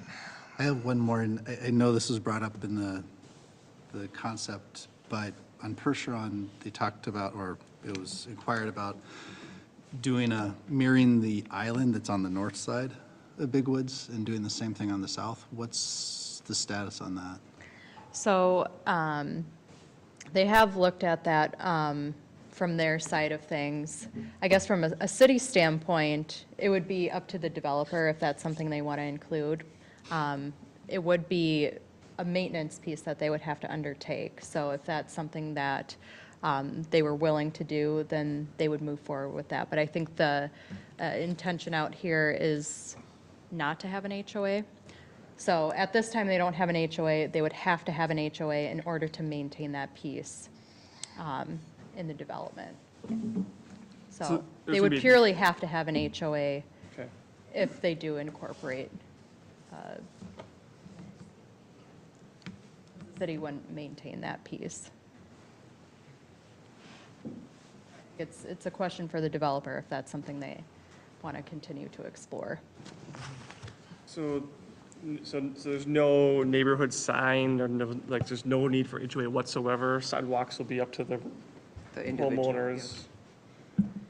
Okay. Yep, so this would be the only reason, and from a HOA perspective, we could see that the neighborhood would dissolve the HOA, and then that median would somehow go back to the city, and you guys would have to maintain it, or would just go unmaintained, I guess. The city wouldn't maintain it. We wouldn't take maintenance over that.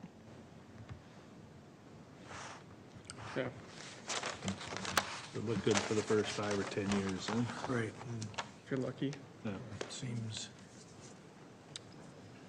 Well, better use of the land. I usually am not overly critical, but we can vote on it and everything, and there's nothing technically legally wrong with it. I'm just a little displeased that there's no parks, even though the big city park's coming. You know, you could substitute one house and put a little tot lot for little kids, but I know the land shape is what it is. It's also tough too, because you're dealing with the land, but there's just so many houses that face other houses, and again, that's up to the buyers and the market if they want to buy those, but there's just so many houses crammed in, facing other houses with no view, their back windows face other back windows. It's unpleasant, but, you know, that's just my 2 cents, I guess. Right, agreed. I mean, Again, but that's free market, right? So if someone wants to, I mean, and I won't vote no because of that. I'm just saying it's disappointing. It's, you know, if someone wants to buy a house and they know what they're getting, then they know what they're getting. But I think on our side of things, it's worth asking those questions because there is nobody there yet. So. Yeah, I mean, it's, you know. Yeah, obviously, as long as it's all disclosed and people know what their views are, and Right. like I imagine they're going to, you know, show them the plats and, you know, who's behind them. Okay, I said my piece. All right. So you want to make a motion? I'll make This that one? motion to recommend to the city council approval the Rivertown Heights preliminary plan for a 90-lot subdivision on 40 acres of land, subject to the following 22 conditions. Thank you, Commissioner Lacey. Can I get a second? Second. All right, thank you, sir. Second by Commissioner Hassan. Any further discussion? Hearing none, all those in favor? Aye. Opposed, same sign. Motion carries, thank you. And then we'll take a motion for the rezoning. I'll make that motion to recommend approval of the rezoning for Rivertown Heights from Open O to Planned Residential District Number 82, PRD 82. Thank you, Commissioner Urbanski. Can I get a second? I second. Thank you, sir. Commissioner Boswell with the second. Any further discussion there? Hearing none, all those in favor? Aye. Opposed, same sign, motion carries. Thank you, thanks for your help, thanks for your input and your questions.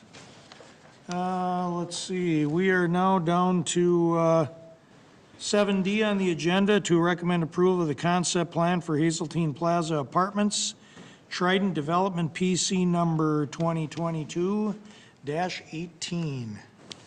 One more time, Liz, if you would. I'm going to actually hand it over to Nate. Do you think he can handle it? I think he can. All right. Yep. Let's find out. I know you can, Nate, we're just kidding you. Thank you, Liz. Hey, I had Nate all last month, and I thought I did great. No, wait, no, he did a couple of them. Yeah. You did a couple of them, didn't you? I was gonna say, It wasn't perfect. I didn't want to start out that way, because, you know, got everyone to, so. Planning Commissioners, Chair, presenting to you the Hazeltine Plaza Apartments that's being proposed by Trident Development. This is the concept phase. I thought I had a slide. There you go. Might move improvement already. So this is the concept plan phase. This is a 3-step process. Liz has kind of walked you through those a few times tonight already, so I won't belabor that point. The site of the proposal is at Hazeltine Plaza, so that's where presently Kohl's kind of anchors that area. Aldi's, Chipotle, and Starbucks, McDonald's is all there. You see some of the surrounding neighbors as well. To the northeast is the Loop Golf Course, which was formerly known as the Par 30, which the city has been renovating and will open later this year, or reopen this year, later this year rather. And then you got Hazeltine National Golf Course to the east. There's some significant background to understand on this site, a number of approvals that have occurred over time, but really starting in 2005, the city approved a concept plan and rezoned Hazeltine Plaza, which created the idea of the retail buildings and how that layout would occur there. Ultimately, that original approval for for that Main Street area in the northwest corner is today what is Aldi's and Chipotle and Starbucks. So it didn't end up getting built the way that this was originally approved, but it sort of set the tone for the area. In 2007 is when Kohl's received final site approval. Jump ahead to 2012, started thinking about, or approved McDonald's and also approved what is now Park Dental. 2018 was when we came through and went through the process in what is today and resulted in the Aldi's, the Chipotle, and the Starbucks. So out of that plat, I can zoom ahead here, you can kind of see the process or the progress on how that all developed and the timing. The concept tonight is for the portion of property that sits on the eastern quarter of the site, lining 100 Mark Road to the east, and then Hazeltine Boulevard to the north.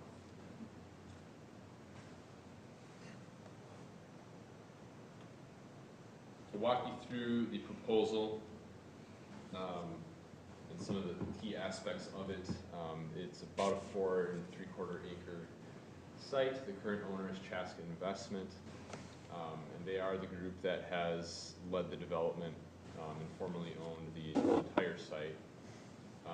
Zoning on the site today is Planned Commercial District 15. The district intent is stated as to create a high-quality, pedestrian-friendly lifestyle retail center that serves the day-to-day needs of Chaska residents for retail goods and services. Permitted uses that are in the current district is retail, personal services, professional services, repair services, not auto, entertainment, animal clinics, pet shop and grooming, lodging, and business services. So that is the zoning that governs the entire location.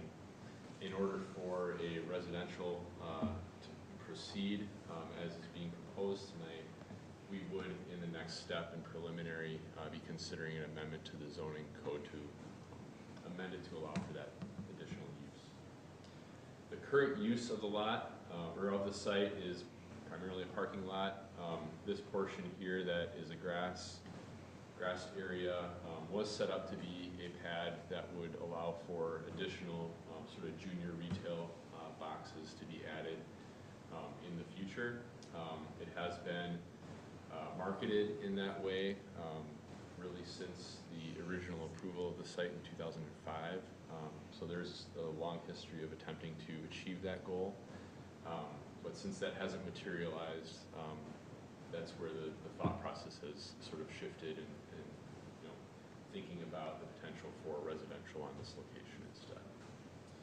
Some key site accesses to this site would be off of Hazeltine Boulevard, which serves as probably the most heavily trafficked access to this site today, with the bulk of the uses kind of being in that area.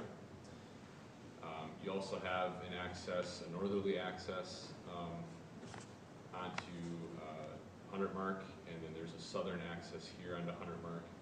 With the southern access functioning, in addition to regular traffic and car traffic entering there, it's also a way for delivery traffic and truck traffic to get to Kohl's and their dock.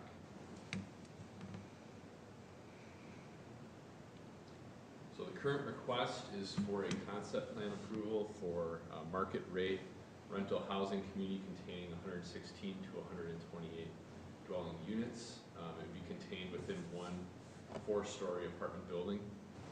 As I said before, the current zoning is Planned Commercial District 15. Residential is not currently permitted as a use under that current zoning, so if we are to proceed, we would be entertaining an amendment to the district. The comprehensive plan land use guidance is for mixed residential as it pertains to this entire site. And I will get into that here. So the entire site that we're looking at, the Hazeltine Plaza, is this location here. The proposal is for this piece outlined in black. And so it is guided for mixed residential, and as you can see, mixed residential also is considered for many of the areas surrounding this location. The idea behind it is that you've got an opportunity for integration of more than one land use, either vertically or horizontally. So vertically speaking, across a development area, horizontally would mean that multi-story building, you may have some combination of different uses like residential with commercial on the bottom, as an example. That's not what's being proposed here. This is all residential for this building. Land uses allowed are residential, commercial, office, park, civic, and open space. In this vicinity, today, this area is primarily residential uses. What's being proposed up here would be residential in this area, and the Chaska location up here, Oak Ridge is located currently there. You've got an office user on this location here. This lot is vacant. And this is all owned by Hazeltine today, but does have that guidance for their potential development in the same guidance as what we have in this location. Density range allowed would be 3 to 40 dwelling units per acre from a residential perspective. Residential should generally represent a minimum of 75% of the overall mixed-use area. There is an exception in the description for this land use, which would say where medium and high-density residential is part of the development, that 75% threshold isn't really as high of a priority. So that 75% is really geared towards if it were single-family, trying to make sure that you've got substantial enough of single-family use there that it makes sense.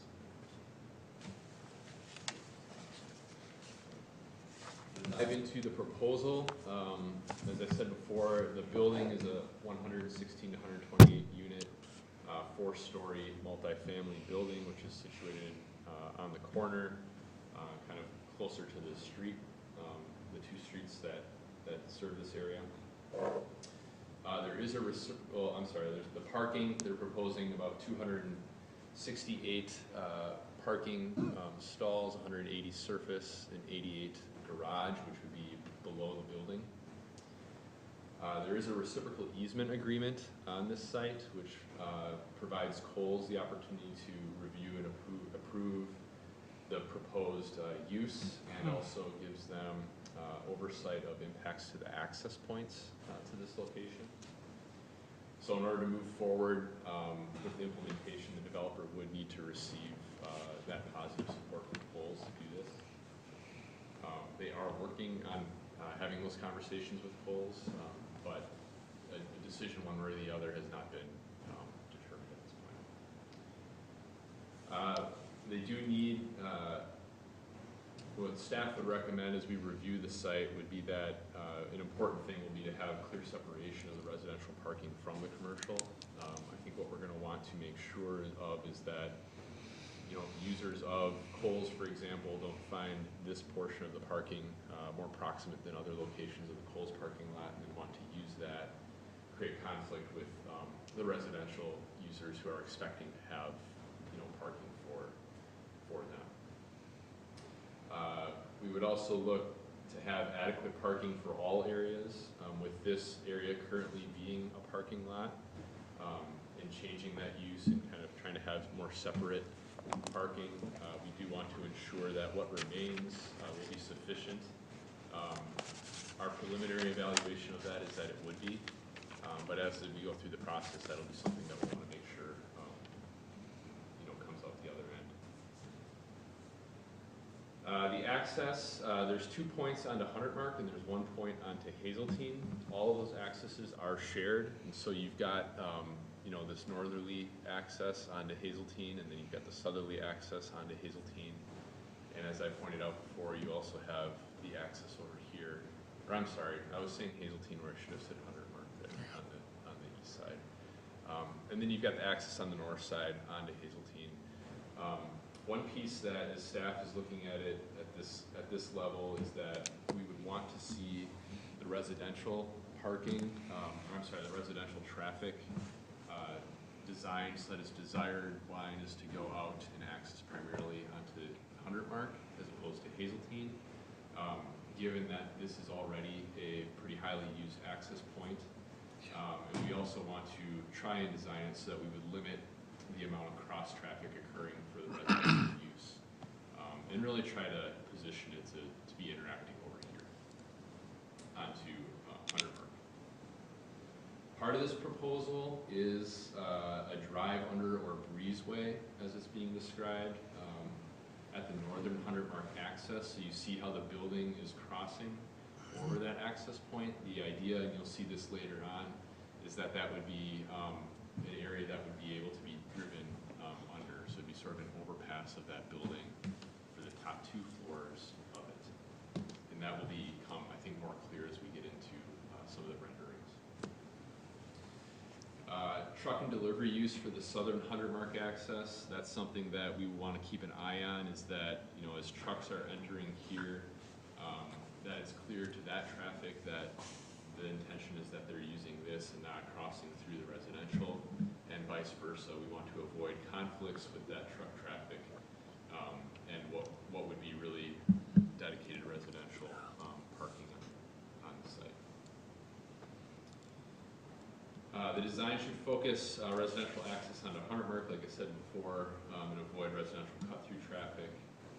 Parking spaces should not directly access the main drive aisles, so that's something that we would want to see looked at. And I'm really referring to this parking here, thinking about how that can best be designed so that you don't have folks backing into what is a main drive aisle and access point into the whole facility. We'd also want to do a traffic and a sight line analysis to make sure that the access points are configured correctly to handle those turning movements that would occur in and out of the site. And if there is to be, you know, sort of this breezeway and drive under component to the building, as people are emerging either into or out of it, as they interact with Hunter Mark, we want to make sure that those sight lines are adequate and taken care of, so that we're not, you know, creating a hazardous situation with that.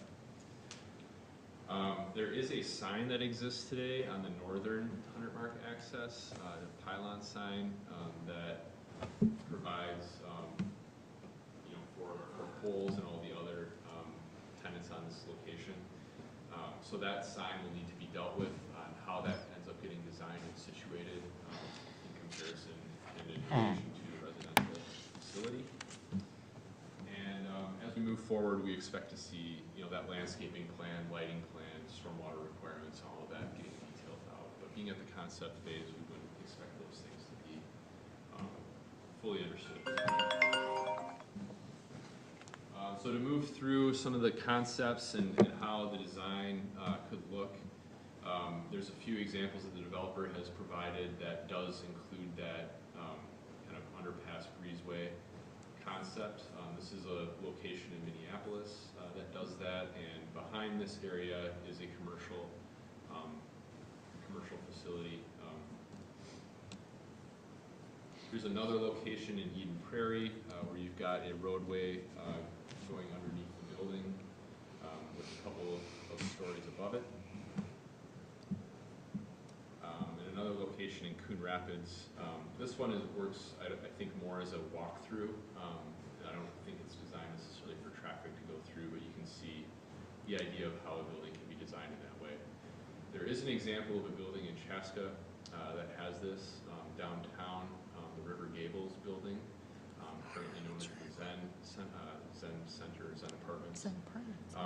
Has a breezeway like this, where off of First Street, you can drive through there to access parking that is sort of situated in the central area of that site. The developer has began to take a look at how the massing would look of the apartment building on the corner in relation to what exists with the office building. This would be McDonald's, this would be Kohl's, and taking a look at, you know, how that relates to what surrounds this area and the other buildings that are already established.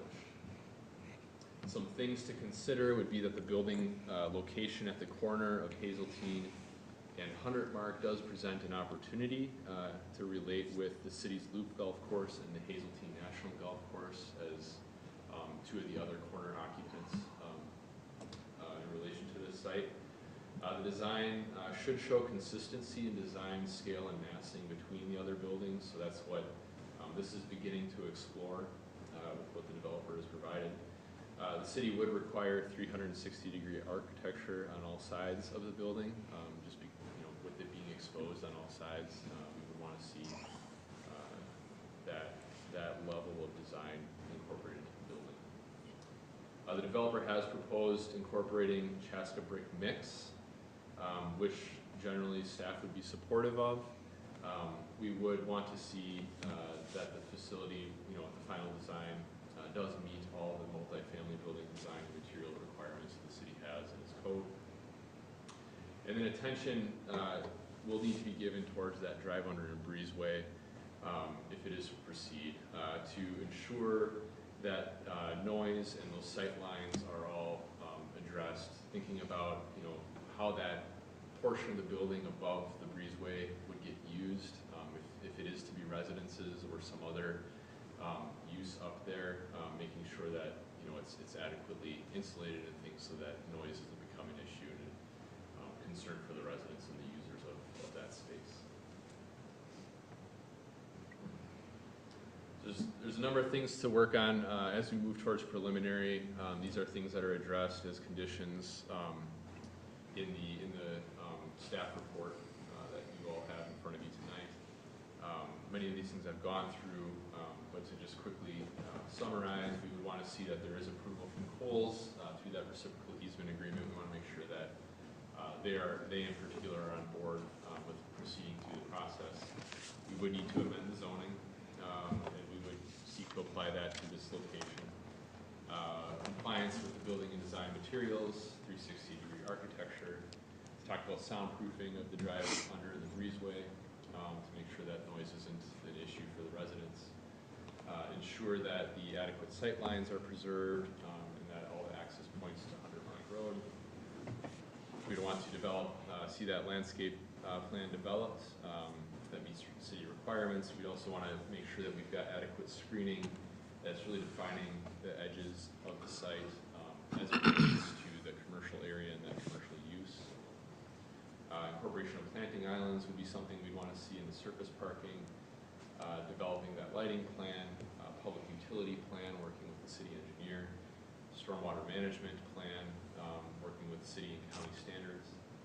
We do want to see a traffic impact study done, as I mentioned before, to make sure that that circulation is addressed both internal and as it relates to the access points, and that those are designed appropriately for what this would, what this use would be doing and needing. Developing a parking plan that limits and discourages that cross-access parking, and also ensures that the residents have the access that they need to their parking. We would want to take a look at the construction traffic plan in coordination with the city engineer, and then also taking a look at how that pylon sign gets addressed and potentially relocated as a result of this development. So what is in front of you tonight would be a motion to recommend approval of the Hazeltine Plaza Housing Development Concept Plan, subject to the conditions outlined in the staff report. This phase in the process, the concept plan, the next step would be following a recommendation from the Planning Commission to bring it to the City Council on March 21st, and that would be here in the council chambers and also available via Zoom. With that, I'd open up to any questions or discussion from the Planning Commission. I have one, couple, I'm sure Starbucks and McDonald's and Chipotle will be glad for the additional foot traffic, having them there. The parking lot, that's a big parking lot. And is it designed where the entrance is from what side of Hunter Mart, or would people travel across that big space? Like if they were at Aldi or coming from Park Dental, that just travel across that parking space to get to whatever restricted parking.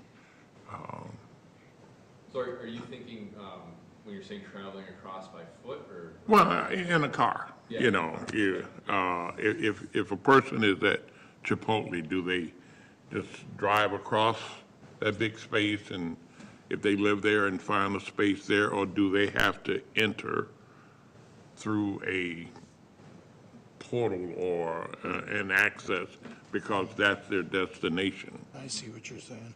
So I think part of what what we would want to see occur through this process would be these cross accesses, which currently exist. So right now, as you enter this location, you can access up here off of off of Hazeltine, or you can access off of either of the 100-mark accesses. I think what we would want to see through this process is that those accesses remain for all users of this location. So that cross access is going to be important for people, whether they're arriving off of 100 mark for, because they live at the apartments, or because they're trying to access any of the commercial facilities that are on the site. And I think that's going to be an element that'll be important to Kohl's in their review. And I think that the developer has expressed that he recognizes that as well. I think what the trick is going to be is that the portion of the parking that is designed for the residential, it's clear for those commercial users that it's not for their parking, right? That it's really dedicated to that residential piece. And so there's going to be a design challenge in that to ensure that you've got that separation, but also achieving that cross access that exists today. It would be necessary to make this site work. And the last question, the exterior of this development, is it designed to match what's across 41 at Chaska Heights and those developments over by the Dairy Queen and that side? That might be something for the developer to weigh on, but so far, they haven't gotten to the step of really getting into the design renderings of the exterior of this facility. They did indicate interest in incorporating Chaska brick, and they did provide some of these, ideas and influences that they're taking a look at. But part of what we would want to see as we move into preliminary is a deeper dive into, the existing facilities that are both on this site and the surrounding area, and thinking through how does the design of this building fit in with that, and kind of work with the neighborhood that exists today. While using our existing materials, codes and stuff as well. Yeah. They would need to meet those requirements. I've got a couple of questions or observations, really. The first one, I think you kind of answered, the loss of the retail space if this goes forward in an area that's, designed for retail and providing services to residents. That's concerning, but it sounds like the city has done their part as far as marketing the space, and so a future with retail or, whether it's retail or eating establishments, that's kind of out the window, or we're pessimistic. Yeah, I think that's something that maybe the developer and the property owner, who are both here in attendance tonight, can speak to much better than I can. The city hasn't really been in the lead on marketing the site, right? But in conversations with the property owner in particular, because they have been marketing the site for some time, that's the feedback that I've received based on their experience, is that the retail market has really changed, and really 2008, 2009 timeframe, when the market crash occurred there, that was when the momentum was really building for this site, and that 2007 was when Kohl's came in, and so that influenced the vision, and out of that, you've seen a greater and greater move towards the Amazons of the world, and kind of online retail, and so that has really sucked up the energy for that physical presence in those kind of junior box retailers. You don't see a lot of that development occurring nationally, and certainly in the Twin Cities presently, and so for something to occur there, it would probably be something other than that junior box retail. Not to say that there's no opportunity for any sort of commercial ever in the future, but right now there's not a lot of that sort of activity occurring. Okay.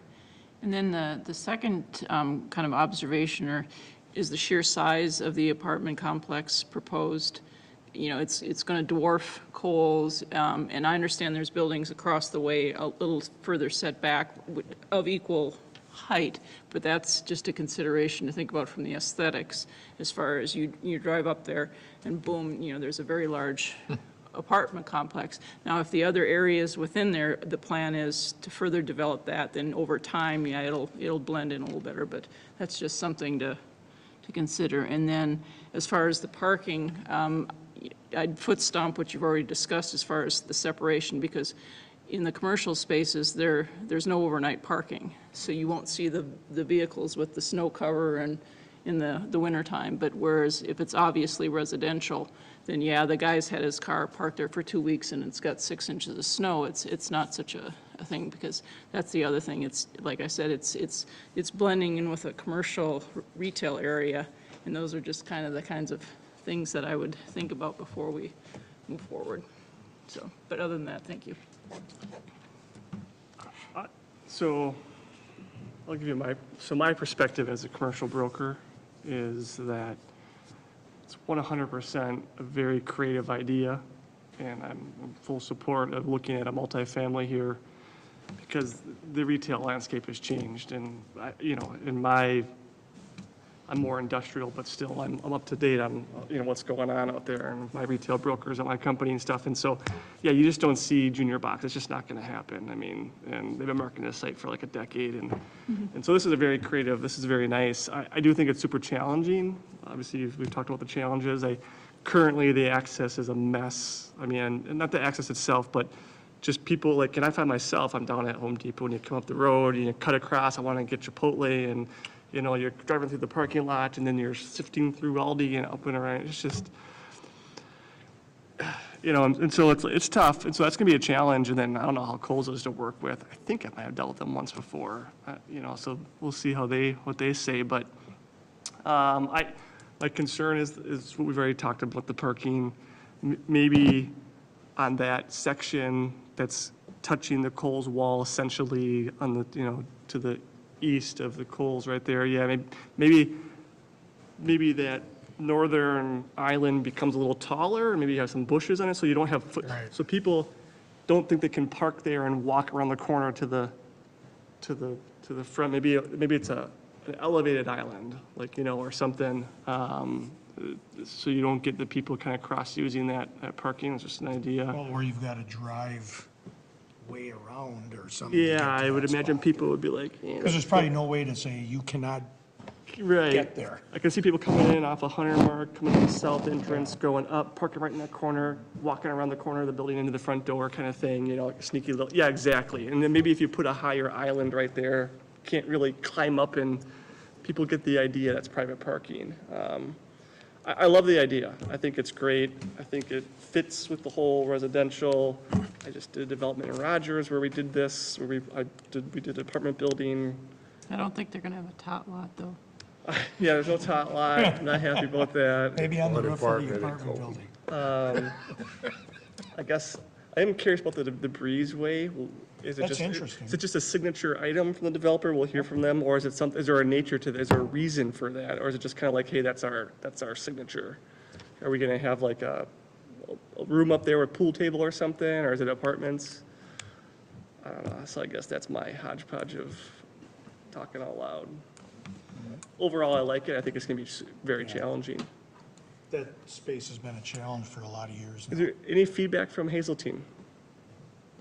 Like the golf? I don't know if the developer's probably better positioned to. I feel like you want me to come up and talk. Yeah, like the golf course itself, I mean, are they, you know, just curious, because it's, you know, it becomes a national icon for a moment in time every so often when we have the Ryder Cup or whatever, and so there's definitely, I would imagine they're going to want to have a little bit of feedback on it. Mr. Chair, members of the Planning Commission, good evening. My name is Roger Fink, Senior Vice President and partner with Trident Development. We're in St. Cloud, Minnesota. Thank you for entertaining our concept application tonight. I'll try to address some of your questions about Hazeltine, drive under, and so forth. But I also want to thank Liz and Nate for the extensive presentation and the analysis you've put forth. Some of those parking ideas that you've introduced are going to be fun to solve. I was thinking to myself that perhaps we could do some case studies around the Southdale and Galleria area where we've seen apartment complexes popping up all over the place, all around the mall, and to see how they've addressed some of that. Maybe we can get some ideas from that too. But that's very good input, and I agree with the concepts. The breezeway, as we've looked at on an elevation, and as you can see on the site plan, passes under the building. The purpose of creating that breezeway is not because we would love to have a breezeway at our building, it's because we've understood from earlier correspondence with Kohl's department store that they're going to insist on maintaining that access drive. So rather than try to figure out should we move it or not, maybe we can develop around that existing driveway and leave it as it is, build our building over the top of it instead. So that's kind of a unique feature just for this site because of that driveway access. And in relationship to the Kohl's conversation, the correspondence with them, we have finally made connection with their real estate department in Menominee, I want to say, Wisconsin. We've gotten some traction there. We've sent them some concepts. They've acknowledged receipt of the concept plan, and they are starting their review process and are looking to get back to us with any questions and so forth. The property owner has also introduced himself into that conversation and made himself available for further questions or concerns that they might raise. So we're optimistic that that ball is moving forward, at least with Kohl's, and we're kind of waiting to see what their reaction might be. As far as Hazeltine is concerned, the golf course, I spoke with Eric Rule, I believe is the course manager, the clubhouse manager, a couple of weeks ago, and first of all, asked him if the clubhouse was open for a potential site for our neighborhood meeting. And then I explained to him what our concept was about and proximity and what we had in mind. In the course of the conversation, I got the impression that as far as he was concerned and whatever influence he has at the golf course there, that they wouldn't necessarily support the idea of this large apartment building right across the road from their golf course. I invited him to the neighborhood meeting, obviously, and because I was going to have it at the clubhouse. But for some reason, he didn't show up at the neighborhood meeting, so I don't know if that means if he forgot or chose not to or whatever. And I thought he might be here tonight as well to, offer his comments and concerns. But I didn't see that either. So there'll be another opportunity, I'm sure, as we go forward. Trident Development, been developing here in Chaska for quite a few years. We built and currently operate the Chaska Heights Senior Living property, as well as built and developed the Lake Jonathan Flats Apartments a couple of years ago now. So we've had a wonderful experience here in Chaska. We like the community, we like the marketplace. We are excited about looking for more opportunity here in Chaska to do some quality rental housing for Chaska. So this site really appeals to us in terms of its proximity to employment base, recreation, goods and services, access to 41 and 212. It's got a lot of elements that we believe will make for a successful apartment community. I have a lot of prepared remarks I was going to make. Nate covered a great deal of them already. I'm just happy to stand for any questions in the interest of time. I know everything changes and everything's for sale. Are you guys long-term owners, would you say, or are you? Our business, yeah, thanks for asking that. Our business model has always been from the beginning to build and operate income-producing properties for our own portfolio. And of those that we've probably built, I'll lose count on them, I think like 25 to 30 properties in the last 16 years, maybe some 5,000 units. For the most part, we still own all of those. We have sold some apartments, as you know. The Lake Jonathan was traded last year. Yeah.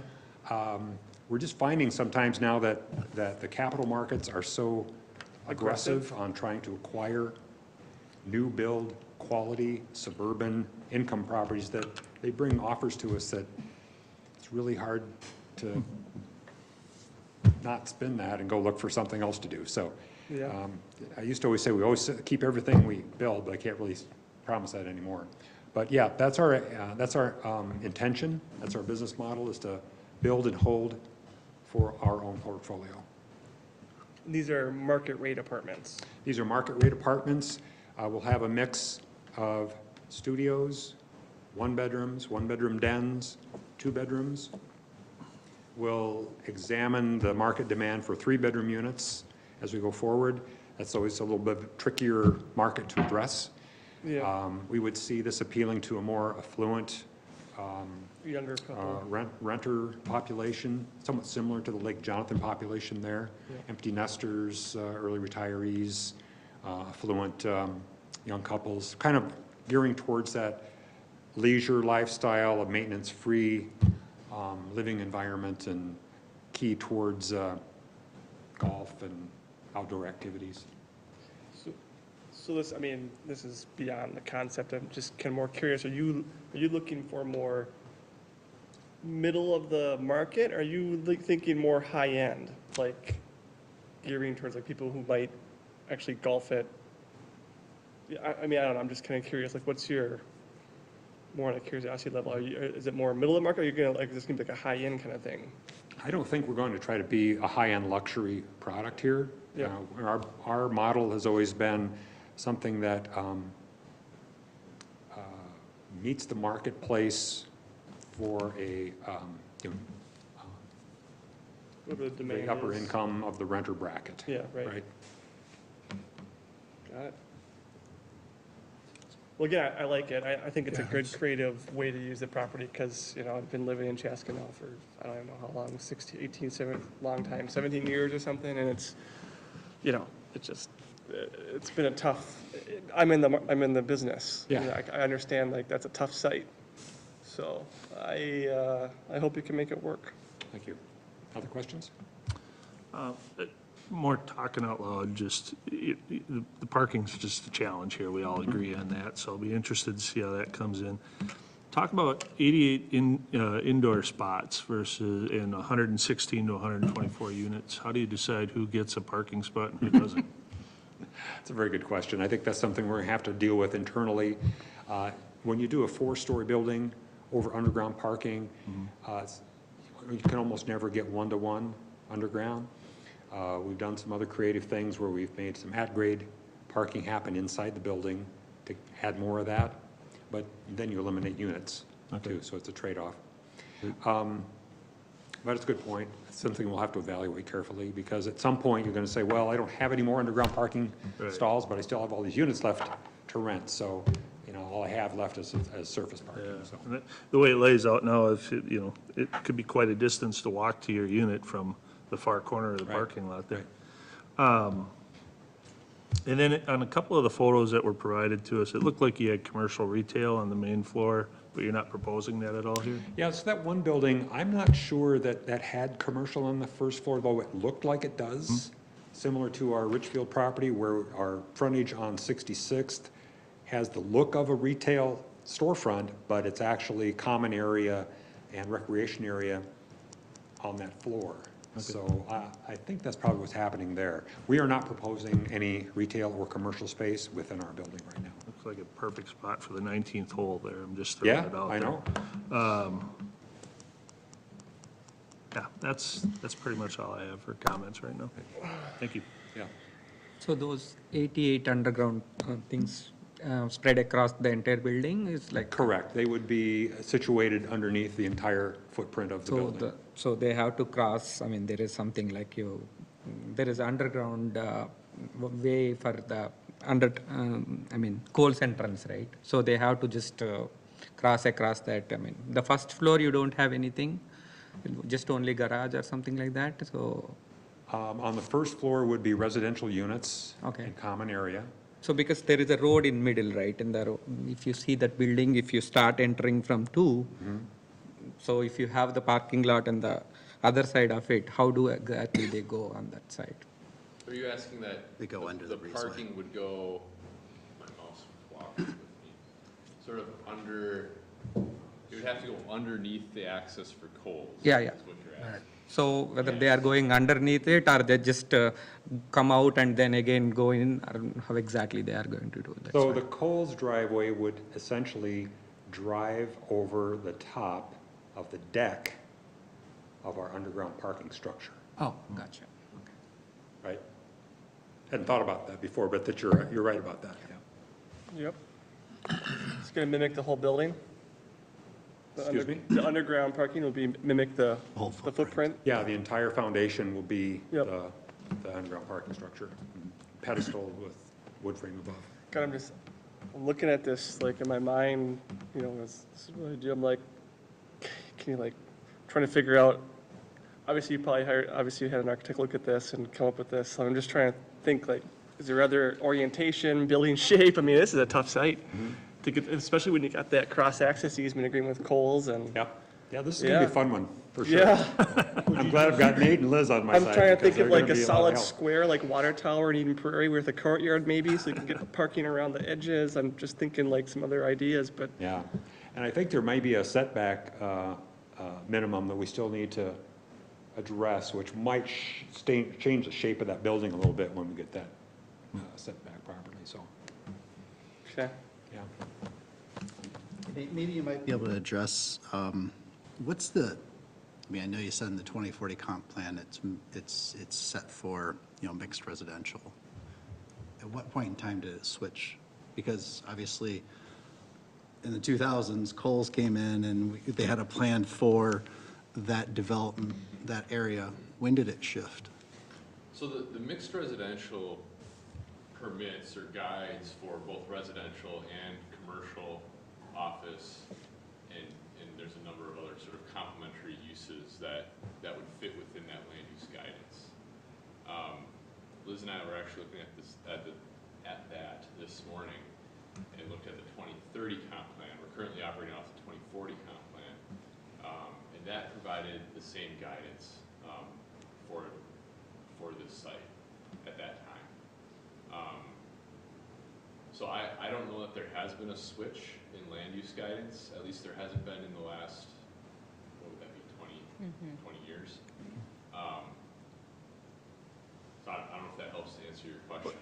It does, and obviously it has changed at some point in time in the past, I would have to guess. And, because of, I'll go on the flip side is, I'm not so keen on it. Yeah, I get the fact that it's been vacant, they've been trying to do the intent, Kohl's, junior box, whatever, and it hasn't come through, but I don't think that location is the right place for a 4-story apartment building overlooking Hazeltine as well as other office spaces. I mean, if you were telling me that it was flip-flopped, if the property was flip-flopped and it was going to mirror Jonathan Flats on the other side of 41 and Kohl's was actually close to, Hunter Mark, then, okay, that would make sense because you're just bookending 41 with 2 multi-story residentials, but you're putting it on the other side and like I said, there's nothing like it. And I'll say personally, it's a challenge, it's a challenging lot, but I'm not looking forward to see it going forward. My feelings on that, I like it. It's. I like it. I think it's perfect for there, so takes all kinds. Well, yeah, exactly, and that's what it's here for, is the fact of, part of this is we have to change the zoning for this location because it doesn't fit with the intent of this land. So this is the part where, we can have the And discussions I think as well, that's where too. it's key, what's going to happen around it as we go forward. Right. Which will, that's. Right, and really you're talking about a small little sliver on the east side of Hunter Mark that's Hazeltine's land. So it's how do you mirror with what the intent of the, zoning for that land is and changing this and how it's going to impact the neighbors to the east. And that's why it's critical from my side of things that, you know, we hear that, because what's the intent and what's the impact this would have? And like I said, I'm not feeling it, so. Well, I would suggest you keep working on Hazeltine too for communication. You know. Those guys got their ways out there, and that's, just got to keep working them.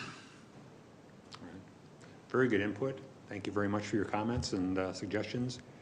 Any other questions? Thank you, appreciate it. Yep. All right, well, are we, any more comment, or are we ready to move forward on this? Understanding that we're at the concept stage? Take a motion, otherwise. I don't have any more. I'd be curious to see what Coles is going to say, because have their traffic come underneath a building. I mean, we'll see what they say. But nope, I have no other. All right, would somebody want to make a recommendation, or make a motion, sorry? I'll make the motion to recommend approval of the Hazeltine Plaza Housing Development Concept Plan, PC number 2022-18, subject to the following 24 provisions and discussions that we had this evening. I'll second. Thank you, Commissioner Urbanski and Brass. Any further discussion? All right, hearing none, all those in favor? Aye. Opposed? Nay. Motion carries. All right, let's move on to other business. We're going to receive in the December 20th, 2021 and the January 3rd, 2022 EDA minutes, and the January 3rd, January 24th, and February 7th City Council meeting minutes. And we will receive in the January 11th Park Board meeting minutes. That being done, since I wasn't here last month, I'd like to welcome the new commissioners as well. It was nice to meet you all tonight, and look forward to working with you. And at this point, we just do a quick roundtable. If anybody has anything they'd like to bring up quickly. Commissioner Austin, you want to start? And if you don't have anything, you don't have anything. Glad to be here.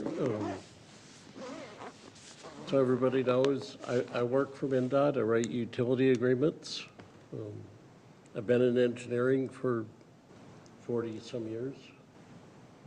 Started in high school, so glad to be here and offer opinions. Good to have your expertise. Commissioner Urbanski, anything? You know what, I have nothing tonight. It's just nice to meet three new members of the commission. Very good. Commissioner Olson. And having it at home, so that's the key part too, so. All right, anything else? No. All right. Commissioner Brass? You're skipping yourself. I'll go last. I don't have anything. I learned that from Mike Watt. I gotta go last. Nothing. Thank you. Commissioner Gory, or? No, glad to be here. Glad to be here. I don't have anything. All right, thank you. Well, appreciate your input tonight. So, yeah. I was in the warm weather for a month, but I was glad to be back to Minnesota too. There's no place like home. Happy home. And Chaska is a very busy place. It's great to see. All right, I will take a motion to adjourn. So moved. Second. All right, all those in favor? Aye. Aye, opposed, same sign. We are adjourned.